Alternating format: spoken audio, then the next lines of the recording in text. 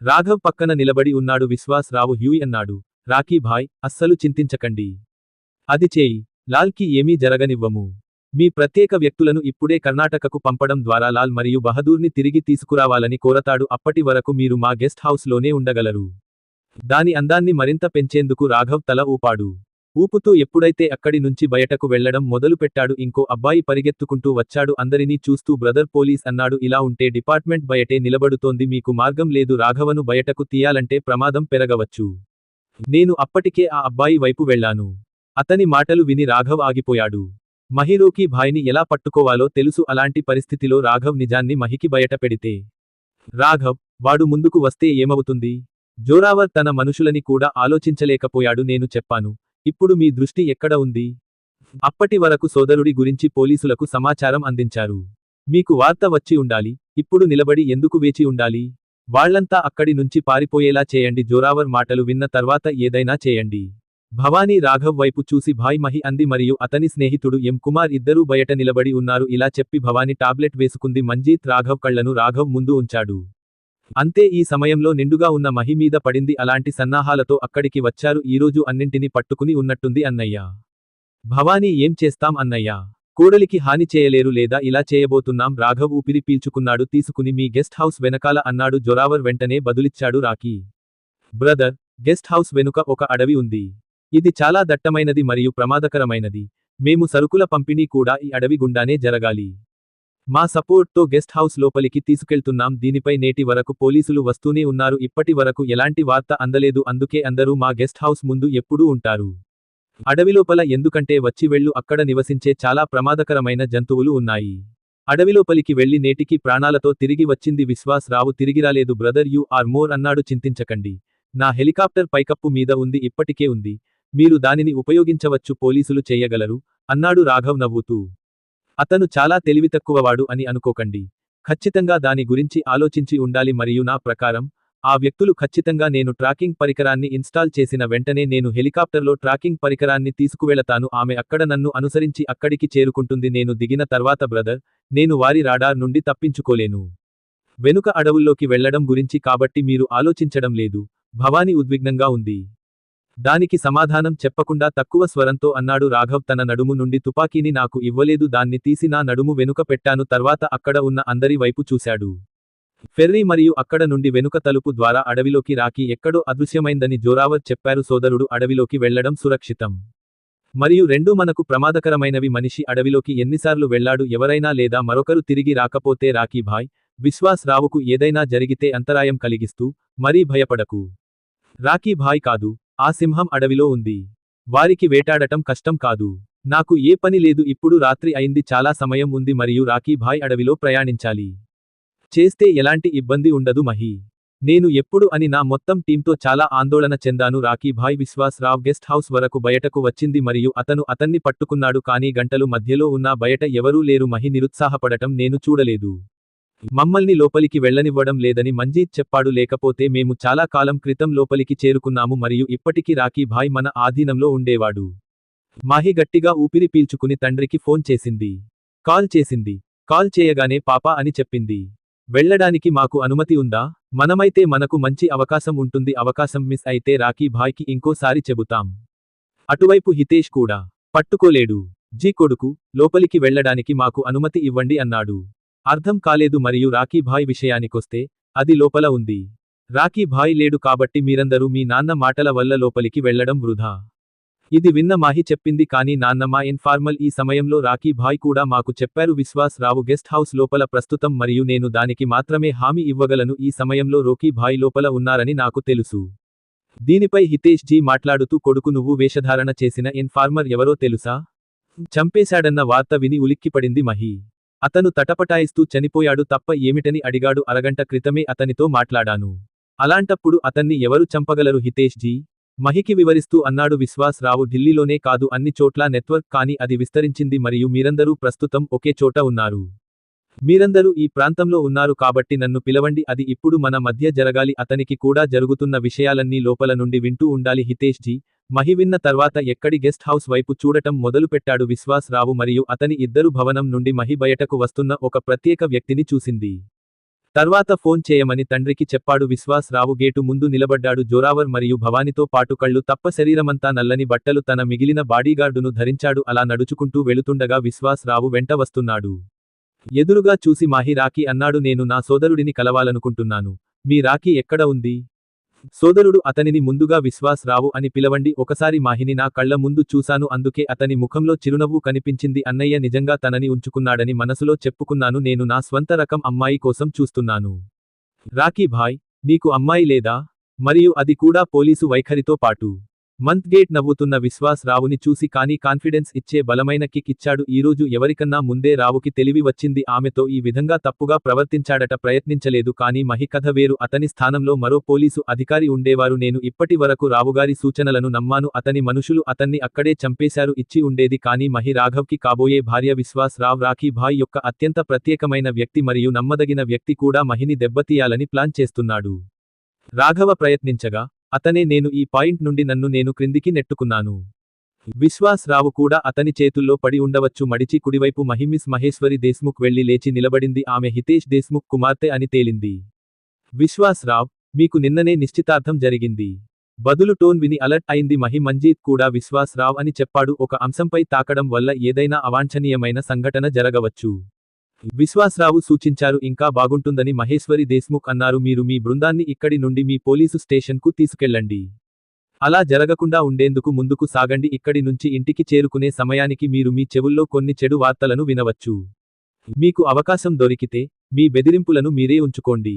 మీరు ఈ శక్తితో చాలా ఎగురుతున్నారని నాకు అర్థమైంది. నీకు వ్యతిరేకంగా తప్ప నాకు అన్నీ తెలుసు. సాక్ష్యం చెప్పడానికి బహుశా ఇంకా ఎవరూ లేరు. పుట్టలేదు. కానీ చింతించకండి. నీకు మరియు నాకు వ్యతిరేకంగా సాక్ష్యం చెప్పే రోజు మీ అందరికీ ఆ రోజు నాకు రుజువు దొరికింది. మహి అహంకారాన్ని బయటకు తీస్తాను. వాయిస్ విన్నాక కూడా విశ్వాస్ రావు అతను కోపం తెచ్చుకోలేదు. చాలా చల్లగా మాట్లాడాడు. మీరు నా సమయాన్ని చాలా వృధా చేశారు అని చెప్పాను. ఒక ముఖ్యమైన సమావేశానికి నన్ను చేసింది మీరు వెళ్ళాలి. కాబట్టి తలుపు నుండి దూరంగా వెళ్ళండి. లేకపోతే నేను చేస్తాను. గొర్రెలు మరియు మేకలు మనుషుల ముందు వస్తున్నాయి. నిన్ను ఇలా చూడలేకపోతున్నాను. మహి కోపంగా విశ్వాస్రావు గేటును కొట్టాడు. తన మనుషులకు మరియు అందరికి సంకేతం ఇచ్చాడు. మహి, విశ్వాస్ రావు తదితరులు అక్కడి నుంచి వెళ్లిపోయారు. తన మనుషులు వెళ్లిపోవడం చూశాడు. రాఘవ్ అక్కడే ఉండిపోయాడు. కానీ ఏమీ చేయలేకపోయాడు. అడవి గుండా ఒక రహస్య మార్గం ఉపయోగించి పాత టౌన్షిప్లో గయా నుండి జోరావర్ మనుషులు రాఘవ్ను చంపారు. మహి తన గమ్యస్థానానికి వెళ్లినప్పుడు ఆఫీసుకు రాగానే కోపాన్ని అదుపులో పెట్టుకుంది. ఏమీ జరగడం లేదు. అతను తన కార్యాలయాన్ని ధ్వంసం చేశాడు. ప్రకంపనలు సృష్టించింది మరియు చాలా మంది అతని గొంతును విన్నారు. పోలీసు అధికారులు, ఉన్నతాధికారులు అక్కడ గుమిగూడారు. అయిపోయింది. మాహి వాళ్లందరినీ ఓసారి చూసింది. ఆమె చూసి, మనుషులకు పని లేదు అని కోపంగా చెప్పింది. మహికి అంత కోపం ఎందుకు? మరియు కఠినమైన స్వరం విని, అధికారులందరూ మీరు ఒత్తిడి చేసి మీ పనిని కొనసాగించారు. చేతిలో కాఫీ కప్పుతో మంజీత్ మహి క్యాబిన్ మరియు అతని గది లోపల అంతరాయం ఏర్పడింది. ఆయన పరిస్థితి చూసి పెద్దగా ఆశ్చర్యపోలేదు. మహికి కోపం వచ్చినప్పుడల్లా ఆమె కోపాన్ని తగ్గించుకోవడానికి ఇలా చేయండి. మంజీత్ తన ఇంట్లో విధ్వంసానికి పాల్పడేవాడు. నా ముందు కాఫీ కప్పు లేవనెత్తి ఉంటే అన్నాడు. మీ కోపం తగ్గితే ఇది కాఫీ తాగి. మాహి మంజీత్ వైపు చూసింది. ఆమె చేతుల్లోంచి కాఫీ తీసుకుని టేబుల్ మీద కూర్చున్నాడు. కాఫీ తాగిన తర్వాత అతనికి కొంత ప్రశాంతత కలిగింది. మంజీత్ వైపు చూస్తూ, నువ్వు ఆఫీస్ విశ్వాస్ రావు గెస్ట్ హౌస్లో ఉండేది. అడవి వెనుకకు పంపబడిన దాని గురించి ఏమిటి? కాఫీ తాగుతూ మంజీత్ తల ఊపాడు. అది మహి పట్టును చూసి నేను కదిలాను. దాని వల్ల కాఫీ కప్పు చాలా టైట్ అయింది. కాఫీ కప్పు మరియు మరొకటిలో పగుళ్లు ఉన్నాయి. మరోవైపు రాఘవ్ ప్రస్తుతం తన ఇంటి గదిలోనే ఉన్నాడు. నేను నా ల్యాప్టాప్లో కూర్చుని పని చేస్తున్నాను. అతను బయటకు చూడగానే సాయంత్రం అయింది. రాఘవ్ తన ఎంగేజ్మెంట్ పార్టీని ముగించాడు. అతను దానిని గ్రాంట్గా తీసుకున్నాడు కాబట్టి అతను అలా అనుకున్నాడు. మిగిలిన కొన్ని పనులను ఎందుకు పూర్తి చేయడం లేదు? రాఘవ్ తన పనిలో చాలా బిజీగా ఉన్నాడు. ఎంత ఆలస్యమైందంటే సాయంత్రం ఎప్పుడొస్తుందో అతనికి తెలియలేదు. రాత్రికి అతని దృష్టి మారిపోయింది. పగటిపూట మంకా చెప్పడంతో ల్యాప్టాప్ నుంచి గల్లంతయ్యాడు. నా ఇతర పనులన్నింటికీ వాయిస్ ఇవ్వలేదు. ఇలా రోజు కోసం తరిమి కొట్టారు. రాఘవ్ డిన్నర్ టేబుల్ దగ్గరకు రాగానే ఇవ్వు. నాకు తెలిసిన ముఖాలు నన్ను చూసి నవ్వడం చూశాను. వారిద్దరినీ నా నైరాతో పలకరించాను. రాఘవ్ చేతిలో పడి ఉన్న గిఫ్ట్ బాక్స్ ఆమె, నన్ను క్షమించండి రాఘవేంద్ర జీ, నేను మీ రాబోయే చిత్రం గురించి మాట్లాడుతున్నాను. నిన్న మొన్నటి వరకు ప్రోమోలో చాలా బిజీగా ఉన్నాను. నేను నిశ్చితార్థానికి హాజరు కాలేను కాబట్టి నేను అనుకున్నాను ఆలస్యమైనా కాకుండా త్వరగా కలుసుకుని కొంచెం ఇస్తే బాగుంటుంది. నేను ఒక రహస్యం చెప్పాలి. అయితే నేను అలా చేయమని మా కోడలిని అభ్యర్థించాను. గురించి అడిగారు కానీ అతను ప్రస్తుతం తనలో ఉన్నాడు. ఆమె డ్యూటీలో ఉంది కాబట్టి ఆమె రాలేకపోయింది.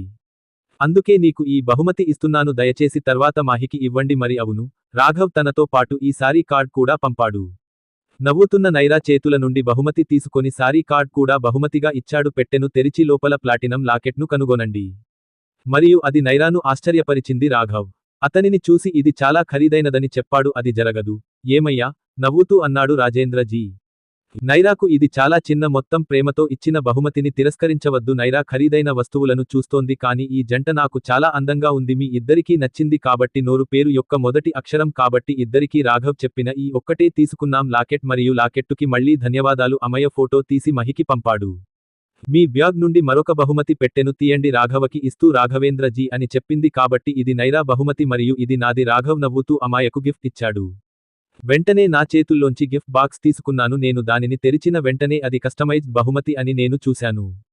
అందులో ఒక హార్ట్ షాప్ నిర్మించబడింది. వెంటనే మధ్యలో నుండి పగుళ్లు కనిపించాయి. రాఘవ్ ఆమె మీద, ఆ హార్ట్ కపుల్ మీద చేతులు వేశాడు. అమయ నవ్వుతూ ఇలా చెప్పింది, లొకేట్ ప్రస్తుతం శిక్షణ పొందుతోంది. ఒకటి మాత్రమే 2 భాగాలుగా విభజించబడింది. మీ పేరు ఒకదానిలో ఒకటి వ్రాయబడి ఉంది. మీరిద్దరూ కలిసి ఉన్నప్పుడు మహిజీ పేరుతో మీరు ఇలా కాకుండా ఉంటేనే ఈ లాకెట్ పూర్తవుతుంది. లాకెట్ ఎప్పుడూ వాటర్ బిన్ లాగా అసంపూర్ణంగా ఉంటుంది. అమయ మాటలు విని మళ్ళీ రాఘవ్ నవ్వుతూ ఆమె ఫోటో కూడా తీశాడు. ఈరోజు అమ్మ ఉన్న మహికి పంపారు. ఆ ఘటన వల్ల చాలా బాధపడ్డాడు. వాట్సాప్, వెబ్ ఇద్దరు స్నేహితులచే నిశ్చితార్థం చేసుకున్న జంట నైరా మరియు అమయ. ఇద్దరు అమ్మాయిల పేర్లు చూసి మాహి రాఘవ్కి సందేశం రాసిన ఈ నైరా మరియు అమయ ఎవరు? మెసేజ్ టోన్తో రాఘవ్కు తనదైన విజన్ ఉంది. మొబైల్ స్క్రీన్ మీద అతని ముఖం కనిపించింది, కానీ మా ఆయన రాసినప్పుడు చిరునవ్వు చెదిరిపోయింది. ఈరోజు న్యూ కాలనీ మెంబర్ మహి గౌరవం ప్రమాదంలో అతడు తీవ్రంగా గాయపడ్డాడు.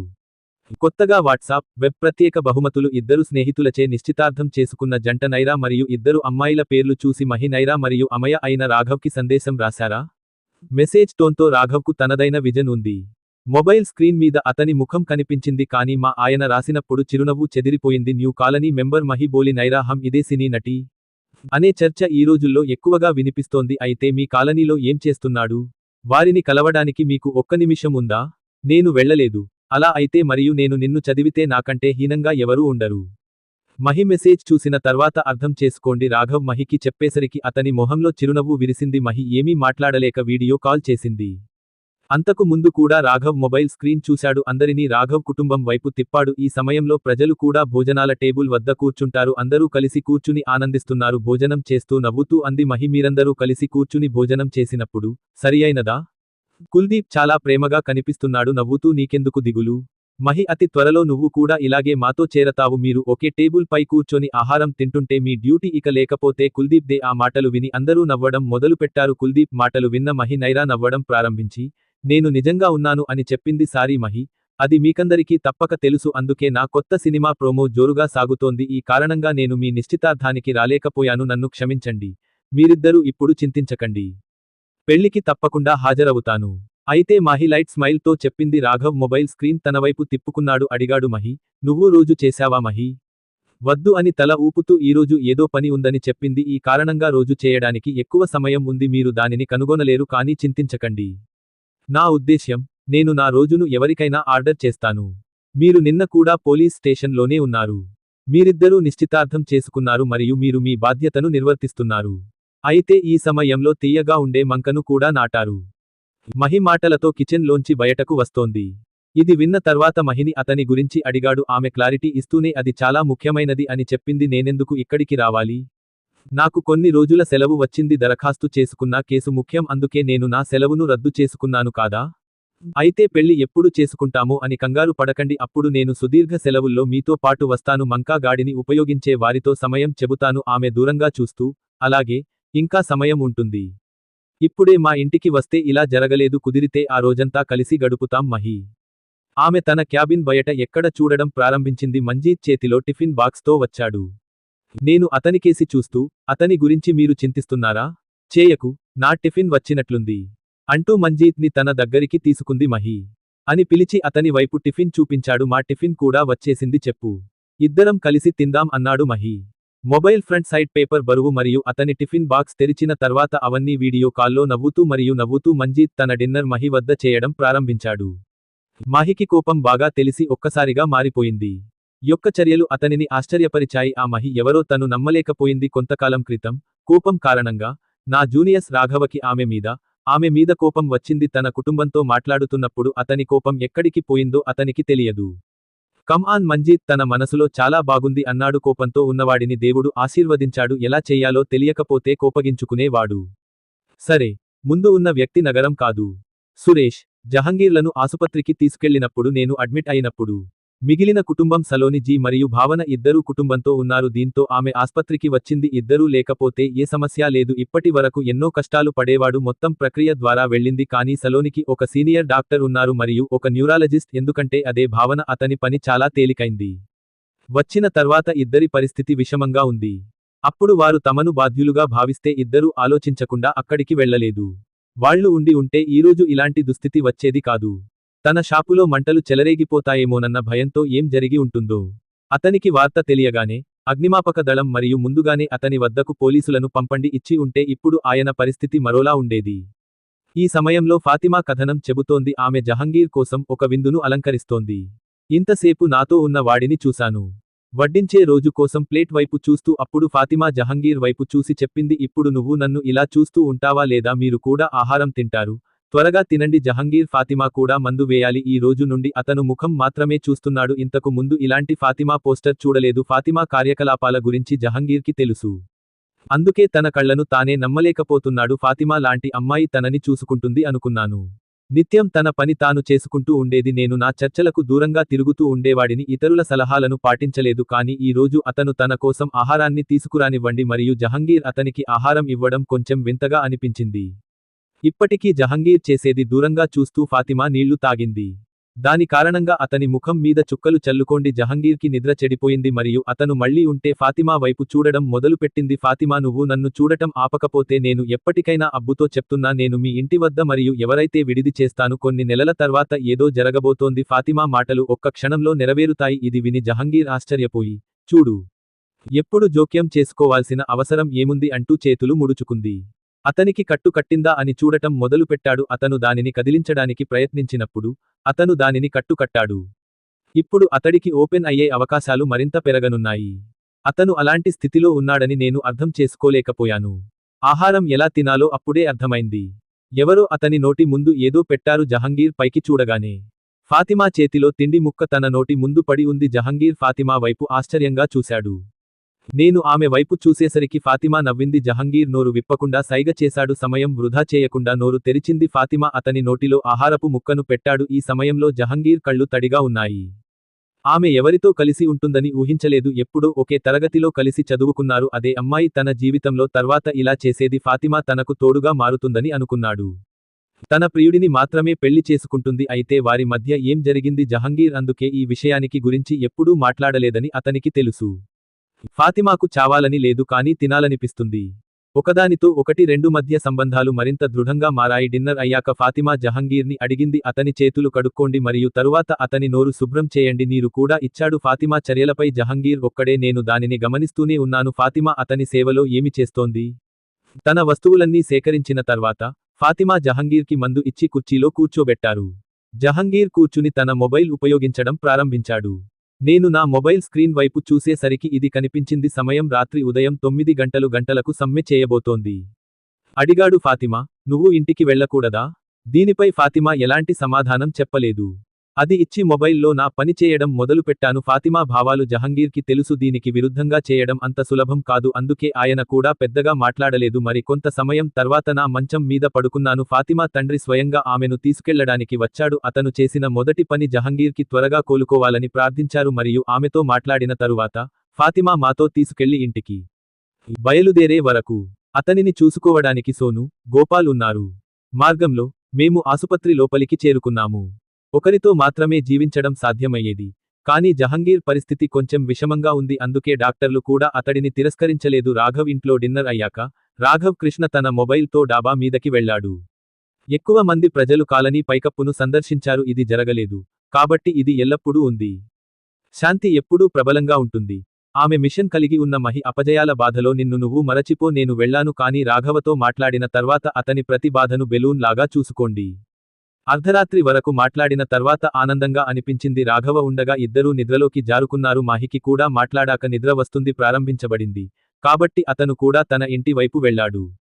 ఉదయం ముంబై కమిషనర్ వెళ్లిపోయారు. కమిషనర్ సార్, మీ ఏరియాలోని అందరూ సోలు మరియు ఈరోజు తమ తమ ఏరియాల ఇన్ఛార్జ్లందరూ సమావేశానికి నా ఆఫీసుకు పిలిచారు. ఈ సమావేశంలో ఆయనకు ప్రత్యేక ప్రయోజనం ఉంది. కమిషనర్ సార్ ఆ అధికారులందరితో పంచుకున్నారు. కమిషనర్ సార్ ఢిల్లీలో చేయాలని అన్నారు. ప్రతిరోజు ఏదో ఒక ముఠా ఉంటుంది. ఎన్కౌంటర్ త్వరలో వస్తుంది కానీ దీనికి కొంత సమయం పడుతుంది. ఎక్కడా నేరం జరిగినట్లు వార్తలు రావడం లేదు. ఎక్కడికి రాలేదు. ఎవరి తల్లి కూడా లేదు. ఇలా జరిగిందనే వార్త ఉంది సార్. ఇది మా కోసమే. క్రైమ్ రేట్ మన తలపైకి రావడం సంతోషించదగ్గ విషయానికి. ఆ అధికారి మాటలు విని నేను కుంగిపోయాను. ఎవరూ ఏమీ లేకుండా సడెన్గా అన్నాడు మంజీత్ సార్, నేరం చేయకుండా ఇంటికి వెళ్లడం మంచిది కాదు. సార్, మాకు ఏసీపీ మంజీత్ సిగ్నల్ లేదు. కుమార్, నువ్వేం చెప్పాలనుకుంటున్నావో అది చెప్పు. జిలేబీ వంటి విషయాలను స్పష్టంగా చెప్పండి. అధికారుల చుట్టూ తిరిగినా ప్రయోజనం లేదు. అతని ముందు ఉంచిన పెద్ద తెర మంజీత్ అన్నాడు. అతని వైపు చూపిస్తూ, సార్, ఢిల్లీలోని కొందరు పెద్ద మరియు చిన్న ప్రదేశాలు ఉన్నాయి. క్రైమ్ రేటు ఎప్పుడూ పెరుగుతూనే ఉంది కానీ హఠాత్తుగా ఏరియాలో క్రైమ్ రేట్ మా అధికారులు అధ్యయనం చేశారు. నేను అక్కడికి వెళ్లి తెలుసుకోవడానికి ప్రయత్నించాను. ఆ విషయానికి రాకీ భాయ్ వల్ల తెలిసింది. ప్రాంతంలో రక్తస్రావం ఆగిపోయినప్పుడు అని మా అధికారులు వారందరినీ అడిగారు. రాకీ భాయ్ని ఎప్పుడైనా చూశాడో తెలుసా? మంజీత్ మాటల్లో సగం మాటలకు అతని సమాధానం ఏమిటి? అది విని అందరూ అతని వైపు శ్రద్ధగా చూశారు. మంజీత్ ఇంకా అన్నాడు, సార్, అతను చెప్పాడు మన చేతులతో దేవుణ్ణి తయారు చేస్తాం, అదే విధంగా విగ్రహాలపై చూడవచ్చు. అతను రాకీ భాయ్ విగ్రహాన్ని కూడా తీశాడు. అయితే ఆ చిత్రంలో కూడా రాకీ తమ్ముడి మొహం కప్పుకుని స్పష్టంగా కనిపించలేదు. ఎవరో రాకీని ఊహిస్తున్నట్లు వస్తోంది సోదరుడు. కానీ వ్యక్తుల విగ్రహాన్ని సృష్టించారు. రాకీ భాయ్ కావచ్చునని అంతా అనుకున్నారు. కమిషనర్ సార్ మనలాగే చూస్తున్నారు. జుంటా విశ్వాస్ రావు మరియు అతని మనుషులచే ఓడిపోయారు. చంపబడ్డారు. కానీ మేము కలిగి ఉన్నాము. దీనికి అతనికి వ్యతిరేకంగా ఎలాంటి ఆధారాలు లేవు. అతను అక్కడ లేడు. కాబట్టి మేము అతనిపై నేరుగా దాడి చేస్తాము. దాని వెనుక నమ్మకం లేదు మాకు. ఏదో కాంక్రీటు వచ్చేదాకా రావుగారి హస్తం ఉంది. మనలో ఎవరూ రుజువు కనుగొనలేరు. అతను ఇలా బహిరంగంగా ఏమీ హాని చేయలేరు. రోమింగ్ చేస్తూనే ఉంటాము మరియు మేము వారి చర్యలను అనుసరిస్తాము. చూస్తూనే ఉన్నాను కానీ వాటిని ముట్టుకోలేదు. ఎప్పటికీ కనుగొనలేరు మరియు తాకడానికి ధైర్యం చేయరు. ఒకడు చేయగలడు. తన స్థానంలో నిలబడి అన్నాడు, సార్, మా డిపార్ట్మెంట్ నుండి చాలా మంది ఉన్నారు. వారు గ్యాంగ్స్టర్ల తర్వాత ఉంటే ఒక్క ఛాన్స్ దొరికినా అతనే రాకీ అవుతాడు. ఇది విన్న తమ్ముడు తప్పకుండా చనిపోతాడు. మాహి నవ్వుతూ, సార్, మనలో ఎవరైనా రాకీ భాయ్ గురించి మరింత తెలుసుకోండి. అతను ఎక్కడ నివసిస్తున్నాడు, ఎలా కనిపిస్తాడు, దాని పోలిక గురించి ఆయన తప్ప మాకు ఏమీ తెలియదు. మీ దోపిడీ గురించి నాకు చాలా చెప్పగలరా? సమాచారం మనల్ని అతని దగ్గరకు తీసుకువెళుతుంది సార్. మా శాఖ ఇప్పటికీ విశ్వాస్ రావు ఆధ్వర్యంలోనే ఉంది. తన వ్యక్తులకు వ్యతిరేకంగా ఆధారాలు సేకరిస్తున్నాడు. అయినా ఎవరికైనా అంత శక్తి ఉంది. మహి మాటలు అతని జుట్టును కూడా పాడు చేస్తాయి. విన్న తర్వాత మీటింగ్ రూంలో నిశ్శబ్దం. మహి ముందుకెళ్లి రాకీ మార్గం చెప్పింది. అన్నయ్య తప్పిపోయి ఇన్ని సంవత్సరాలు అయిందని అనుకోలేదు. ఇక్కడి వరకు తన పని తాను చేసుకుంటున్నానని ఆ రాకీ అని విశ్వాస్ రావుకి కూడా తెలియదు. గత రోజు నేను అతనిని కలుసుకున్నందున సోదరుడు జీవించి ఉన్నాడు. నేను అతనిని కలిసినప్పుడు అతని ముఖంలో వ్యక్తీకరణ చూశాను. యోగి అప్పుడే కొత్తగా కనిపిస్తున్నాడు. నాన్న వైపు చూస్తూ మనం ఆగితే అన్నాడు. మా అన్నను పట్టుకోవాలంటే మొదటి నుంచి మొదలు పెట్టాలి. రాకీ భాయ్ ఎక్కడి నుంచో ప్రారంభించాలి. ఎక్కడెక్కడ స్థావరాలు ఉంటాయో ఆ ప్రాంతాలకు వెళ్లేవాళ్లం. వాళ్ళని పట్టుకోవాలి. బెంగళూరు కమిషనర్ రాకీ భాయ్ అన్నారు. పాత స్థావరాలను తిరిగి తెరిచారు. అక్కడికి వెళ్లి మా ఆఫీసులో ఒకరికి సహాయం చేస్తే మేము ప్రతిదీ కలిసి సేకరిస్తే అప్పుడు మేము రాకీ భాయ్ గురించి కొంత సమాచారాన్ని పొందండి. మీరు చెయ్యగలరు, లేకుంటే మీరు కూడా మా ముందుకు వచ్చి నన్ను ఆపగలరు. మనం లేచి నిలబడినా అతనికి మనం ఏమీ కాదు. మహి మాటలు విని చెడగొట్టగలడు. ఆ తర్వాత మీటింగ్ రూంలో నిశ్శబ్దం అలుముకుంది. మహి రాకీ భాయ్ ఇన్నేళ్లుగా నటిస్తున్న తీరు ఇలాగే ఉందని ఆమె అన్నారు. అతను తనని కోల్పోయాడని నేను అనుకోను. విశ్వాస్ రావు కూడా ఆ పని తానే చేస్తున్నాడు. రాకీ భాయ్ బతికే ఉన్నాడని కూడా తెలియదు. ఎందుకంటే నేను అతనిని మరుసటి రోజు కలిశాను. నేను ఆమె ముఖంలో భావాలను చూశాను. యోగి కొత్తగా కనిపించి తన తండ్రికి చెప్పాడు. దృష్టిలో మేము ఆపడానికి ఉంటే సోదరుడు అన్నారు. దాన్ని పట్టుకోవాలంటే మొదటి నుంచి మొదలు పెట్టాలి. రోకీ భాయ్ ఎక్కడ ఉన్నా అది చదవబడుతుంది. మమ్మల్ని ఆ ప్రదేశాలకు వెళ్లేలా చేసేవారు. బెంగుళూరులో లాగా ప్రజలు పట్టుబడాలి. రాకీ భాయ్ పాతదేనని కమిషనర్ చెప్పారు. మేము ఉంటే స్థావరాలు చర్య తిరిగి ఉంటాయి. అక్కడికి వెళ్లి మీ అధికారులలో ఒకరి సహాయం తీసుకోండి. ఆధారాలు సేకరిస్తే రాకీ భాయ్ గురించిన సమాచారం అందుతుంది. మీరు లేకపోతే దాని గురించి కొంత సమాచారాన్ని పొందవచ్చు. రాకీ భాయ్ కూడా వచ్చి మా ముందు నిలబడ్డాడు. మనం వెళ్లినా అతనికి హాని చేయము. మహి మాటలు వింటే అందరికీ తెలిసిపోతుంది. అతని మాటలు అందరికీ కరెక్ట్గా అనిపించాయి. ఇందులో అధికారులు కమిషనర్ సార్ మాస్ డేటా సేకరించి తిరిగి తెస్తారు. అందరినీ పరిశీలించాడు కానీ ఎవరూ లేరు. కనురెప్పలు కూడా ఎత్తలేదు కానీ అందరూ చూడటానికి దాని తెరచాప కింద వంగి ఉంది. కమిషనర్ సార్ ఆ తర్వాత నిరాశ చెందారు. అది కూడా బెంగుళూరు వెళ్లిన తర్వాత తెలిసింది. రాకీ భాయ్కి వ్యతిరేకంగా చాలా సాక్ష్యాలు సేకరించాలి. రాకీ భాయ్ ఇల్లు కాబట్టి ఇది అంత సులభం కాదు. బెంగుళూరులో సాక్ష్యాలు అతనికి వ్యతిరేకంగా వెళ్లే పరిస్థితి ఏర్పడింది. సేకరించడానికి మరియు అది కూడా అదే ప్రాంతంలో వారి కోసం వారి జీవితాలను పణంగా పెట్టడం విలువైనది. మీలో ఎవరైనా ఉంటే సార్ అన్నాడు మహి. మీరు మిషన్కు వెళ్లకూడదనుకుంటే మీరు చేయవచ్చు, అనుమతి ఇవ్వండి. నేనే బెంగళూరు వెళ్లి రాకీని చూస్తాను. నా అన్నకు వ్యతిరేకంగా ఆధారాలు సేకరించి తిరిగి వస్తాను. దయచేసి సార్ నాకు అనుమతి ఇవ్వండి. మంజీత్ నేను కూడా అతనికి సపోర్ట్ చేస్తూ అవును సార్ నేనే మహి అన్నాను. నేను అతనితో ఉన్నాను. ఇద్దరం బెంగుళూరు వెళ్లి రాకీని చూస్తాము. సోదరుడికి వ్యతిరేకంగా సాక్ష్యాలు సేకరించిన తర్వాత మాత్రమే తిరిగి వెళ్ళండి, రాలేకపోతే ఢిల్లీలో అడుగుపెడతాం. కానీ కమిషనర్ సార్ మీ ఉత్సాహం నాకు స్ఫూర్తి అని అన్నారు. మరియు నేను ధైర్యాన్ని ఆరాధిస్తాను, కానీ నేను నిన్ను ఆరాధిస్తాను. నేను రెండింటికి అనుమతి ఇవ్వలేను. కానీ సర్ కమిషనర్ సర్ మంజీత్ మాటలను అడ్డుకున్నాడు. కూస్తూనే అన్నాడు. మనం వెతుకుతున్నది. ఈ సమయంలో అతను మన నగరంలో ఉన్నాడా? అప్పుడు మేము అతని పాడుబడిన నగరానికి వెళ్తాము. కొంచెం ఎక్కువ మెదడుతో మనం ఏమి సాధిస్తాము? రాకీ భాయ్ని కనుగొనడానికి ప్రయత్నించండి. అప్పటి వరకు మీలో ఎవరైనా ఉంటారు. బెంగుళూరు వెళ్లడానికి అంత కంగారు పడకండి అంటూ కమిషనర్ సార్ క్యాబిన్ నుంచి బయటకు వచ్చారు. అది ఎవరికీ అర్థం కాలేదు. కమిషనర్ సార్ హఠాత్తుగా ఎందుకు మనసు మార్చుకున్నారు? సమయం దొరికితే దియా మంజీత్ అన్నారు. మీరు రాకీ భాయ్ చదవకపోతే మీకు ఢిల్లీ తెలియదు. ఇది మీపై ఎలాంటి ప్రభావం చూపుతుందో తెలుసా?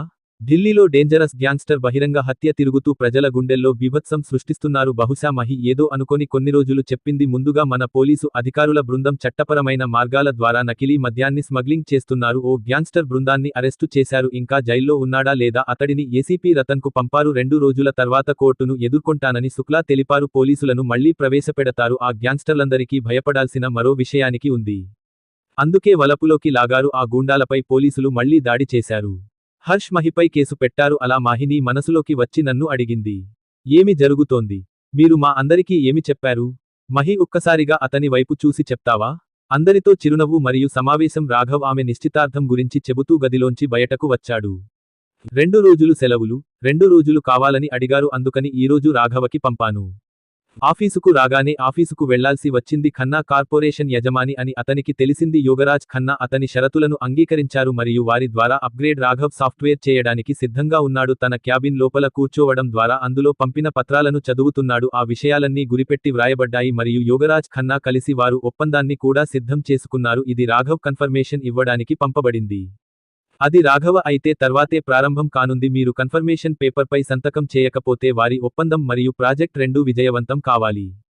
వెళ్లే ముందు శ్వేత ఇదంతా చేసేది. అయితే శ్వేత హఠాత్తుగా ఉద్యోగం మానేసిన తర్వాత అంతెందుకు, ఇప్పుడు అంతా రాఘవపైనే ఆధారపడి ఉంది.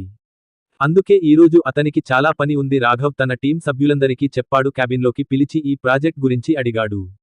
దీని గురించి చర్చలు ప్రారంభించారు. ప్రాజెక్ట్ గురించి అందరికీ తెలుసు, కానీ అతని జట్టులో చేరని వారికి దాని గురించి తెలియదు. ఎందుకంటే రాఘవ మొదటి నుండి చివరి వరకు అందరూ మళ్లీ వివరణ ఇవ్వవలసి వచ్చింది.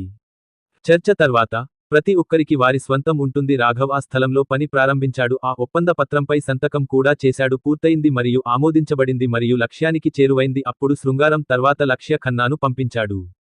కాగితాన్ని కార్పొరేషన్ కార్యాలయానికి పంపండి ఇచ్చాడు. కానీ పంపే ముందు తన కంపెనీకి చెప్పాడు. వారు తెలుసుకునేలా దానిపై ఒక ముద్ర వేయండి. ఈ నక్కను ఏ కంపెనీ పంపిందో తెలుసుకుందాం. ఇది మహి పోలీస్ స్టేషన్కు అవతలి వైపు ఉంది. ఆమె లోపల ఉన్న అబ్బాయిలను అడుగుతోంది.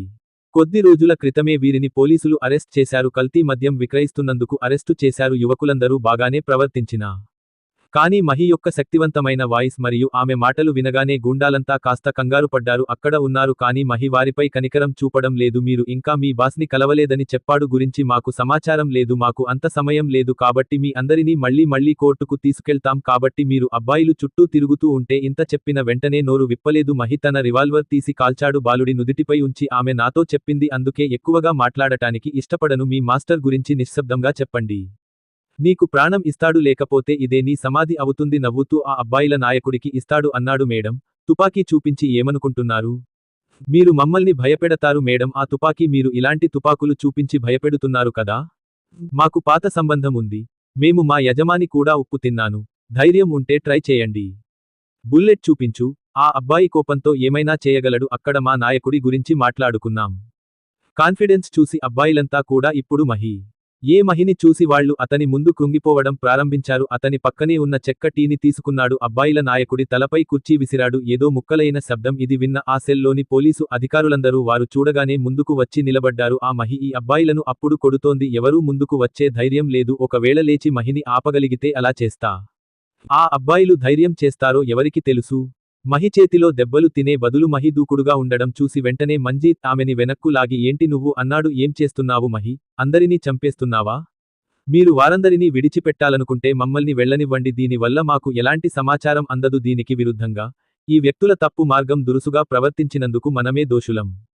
వినవచ్చు కనుక ఉంటే బాగుంటుంది. నువ్వు కోపాన్ని అదుపులో పెట్టుకో మహి. ఆ అబ్బాయిల నాయకుడికి బలమైన కిక్ ఇవ్వండి. ఇంకొకడు ఆమెను వెనక్కు లాగి కూర్చోబెట్టాడు. ఆమె ధరించిన నిశ్చితార్థపు ఉంగరం గుండ్రంగా తిరగడం ప్రారంభించింది. ఈ క్షణాన మాహి అనిపించింది మంజీత్ గాఢమైన ఆలోచనల్లోకి వెళ్ళిపోయాడు.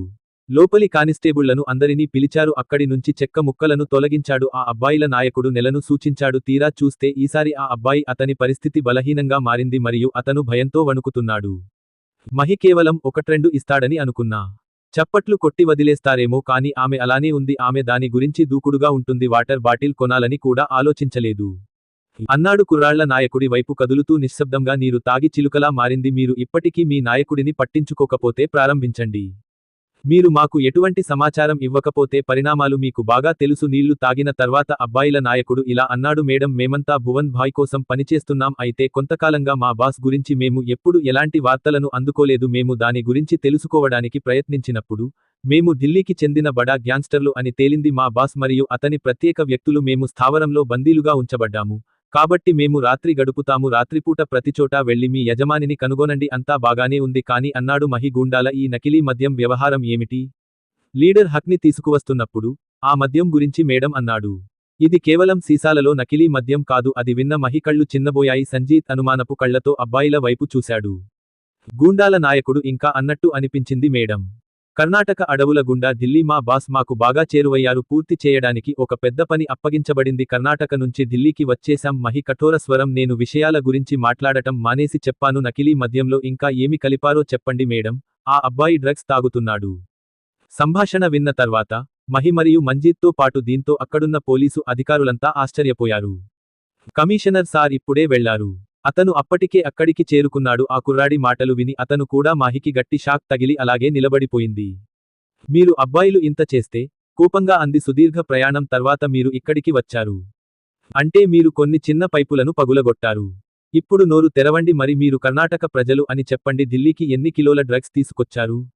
బాలుడు చెప్పిన మరింత బరువు విన్న తర్వాత అప్పుడు అందరి కళ్ళు మరింత ఆశ్చర్యానికి గురయ్యాయి. వెంటనే తలుపు తెరిచాడు హర్ష. ఫోరెన్సిక్ బృందాన్ని అక్కడికి పిలిపించి అందరినీ పిలిచారు. మద్యం బాటిళ్లను తనిఖీ చేశారు. దీంతో ఫోరెన్సిక్ బృందం అక్కడికి వెళ్ళింది. కానీ అతను ఊహించింది మరొకటి. కానీ ఆ గూండాల నిర్ధారణ విన్న తర్వాత వెంటనే కనిపెట్టడం మొదలుపెట్టాడు. కొంత సమయం తరువాత ఫోర్స్ కింగ్ అతని చేతుల్లోకి ఇవ్వబడింది.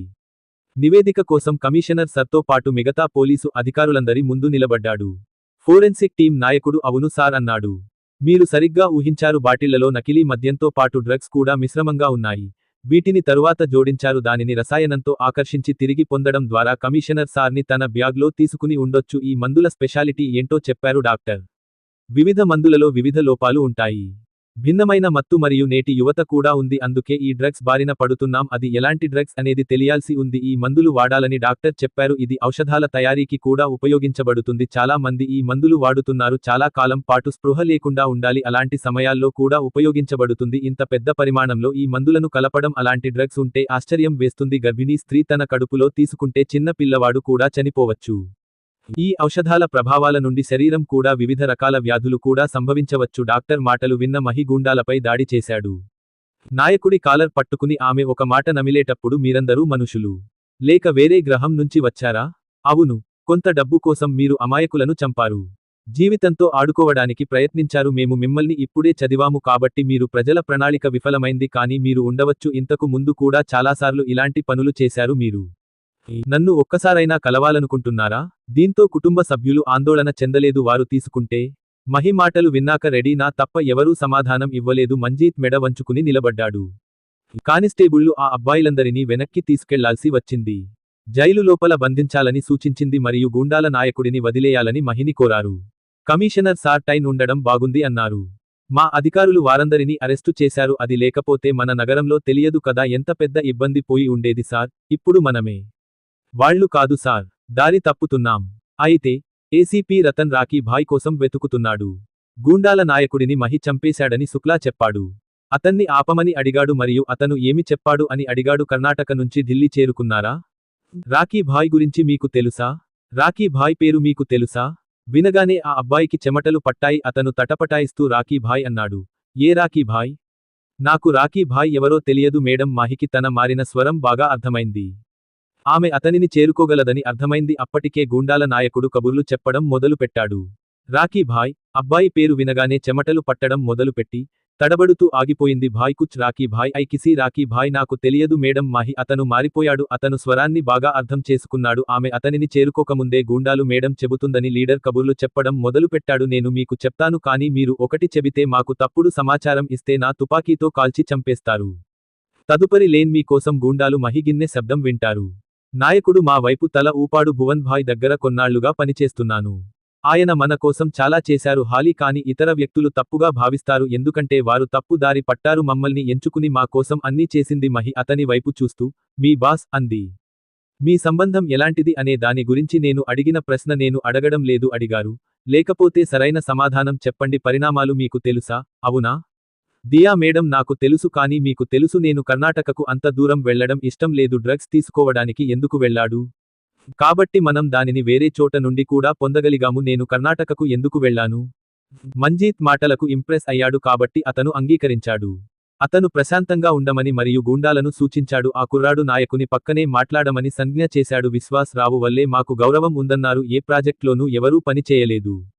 చూస్తే విశ్వాస్ రావు మరియు అతని మనుషులు వారు కోరుకోకపోవడంతో పట్టుబడ్డారు. అయినప్పటికీ మేము వెనక్కి తగ్గవలసి వచ్చింది. దీనివల్ల మా బాస్ చాలా అవమానించబడ్డాడు.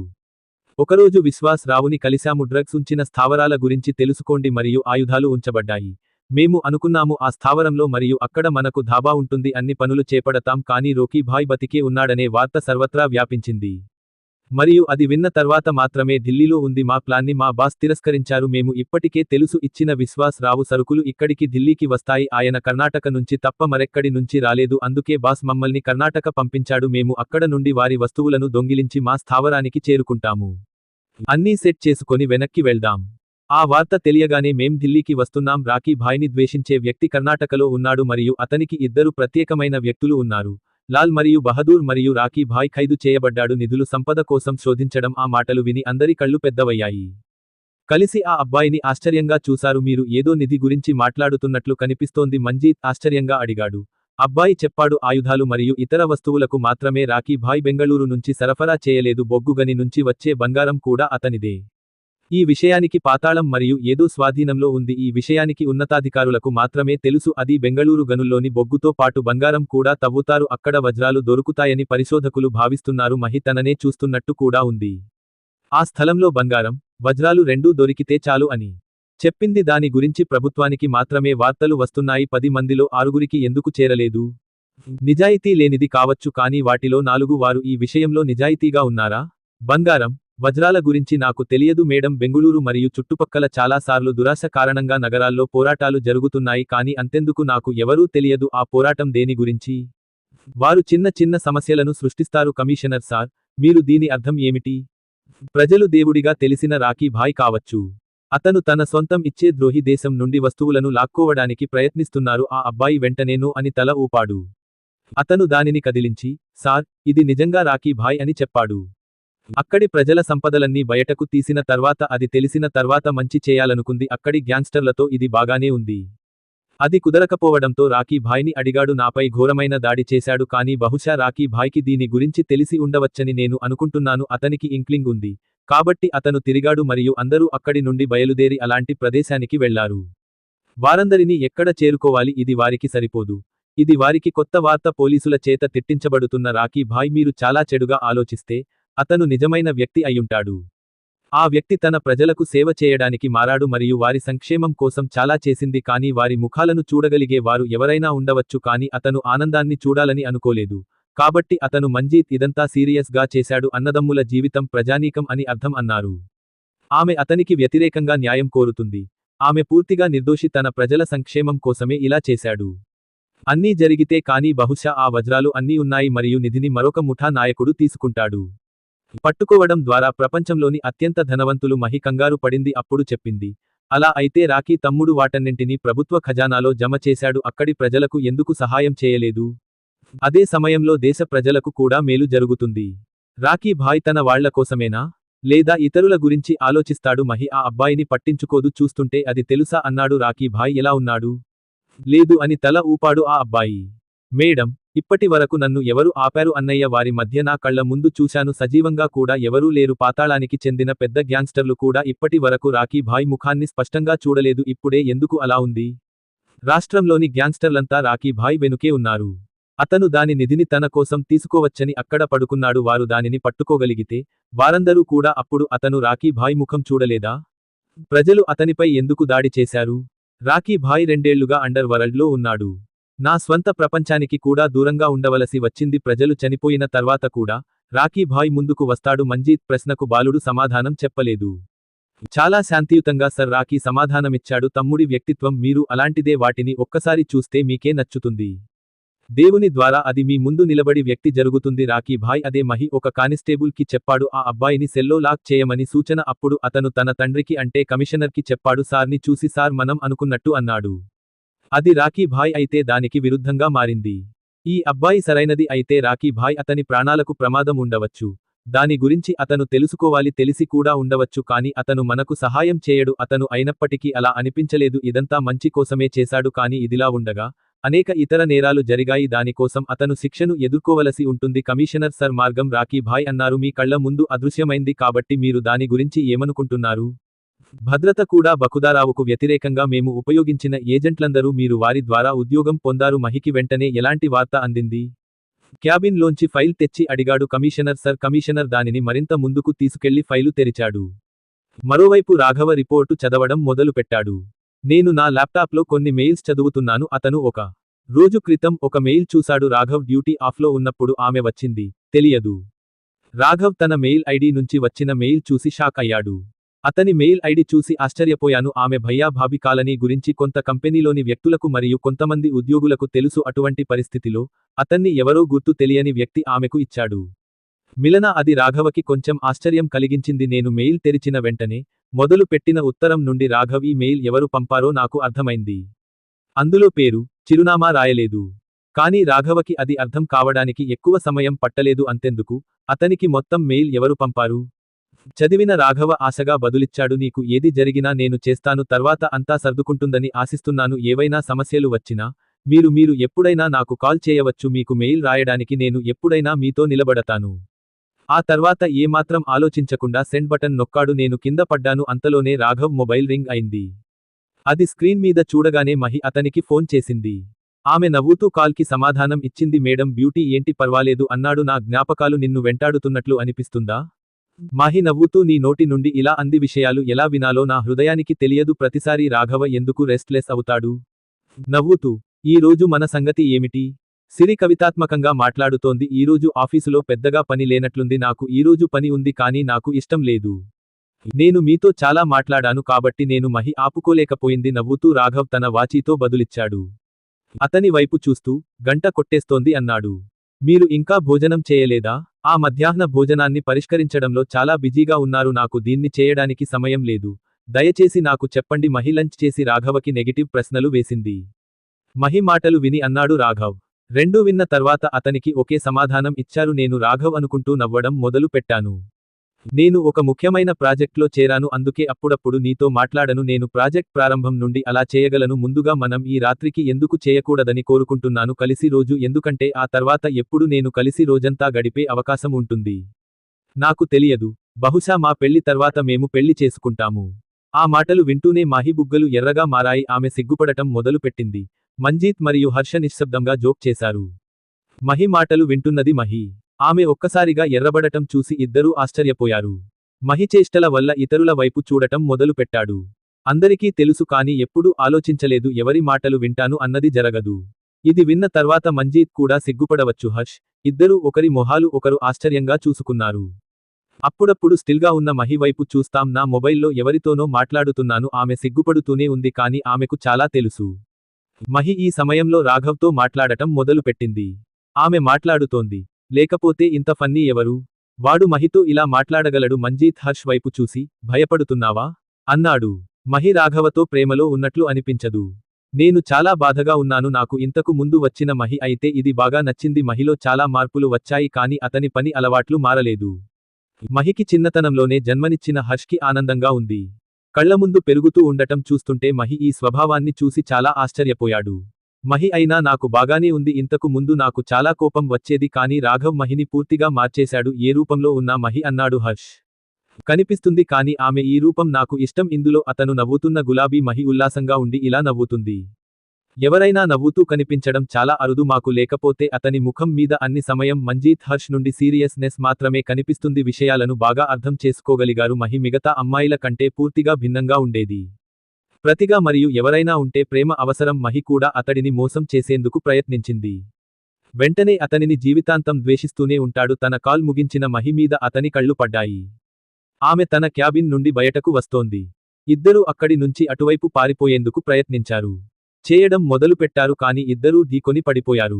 ఒకే వ్యక్తులు కానీ ఇద్దరూ ఒకరినొకరు ప్రేమించుకున్నారు. కంట్రోల్ చేసుకుని వెంటనే అటువైపు వెళ్లి దాక్కున్నాడు. అక్కడున్న అధికారులకు అర్థం కావడం లేదు ఆయన ఇద్దరు సీనియర్ అధికారులు అని తేలింది. ఇది చూసి భయపడి మౌనంగా ఉండిపోయారు కానీ మహి క్యాబిన్ వైపు చూసేసరికి ప్రస్తుతం మహి ఎక్కడ సీరియస్గా లాక్కెళుతోంది. ఆమె క్యాబిన్ నుండి బయటకు రావడం అందరూ చూశారు.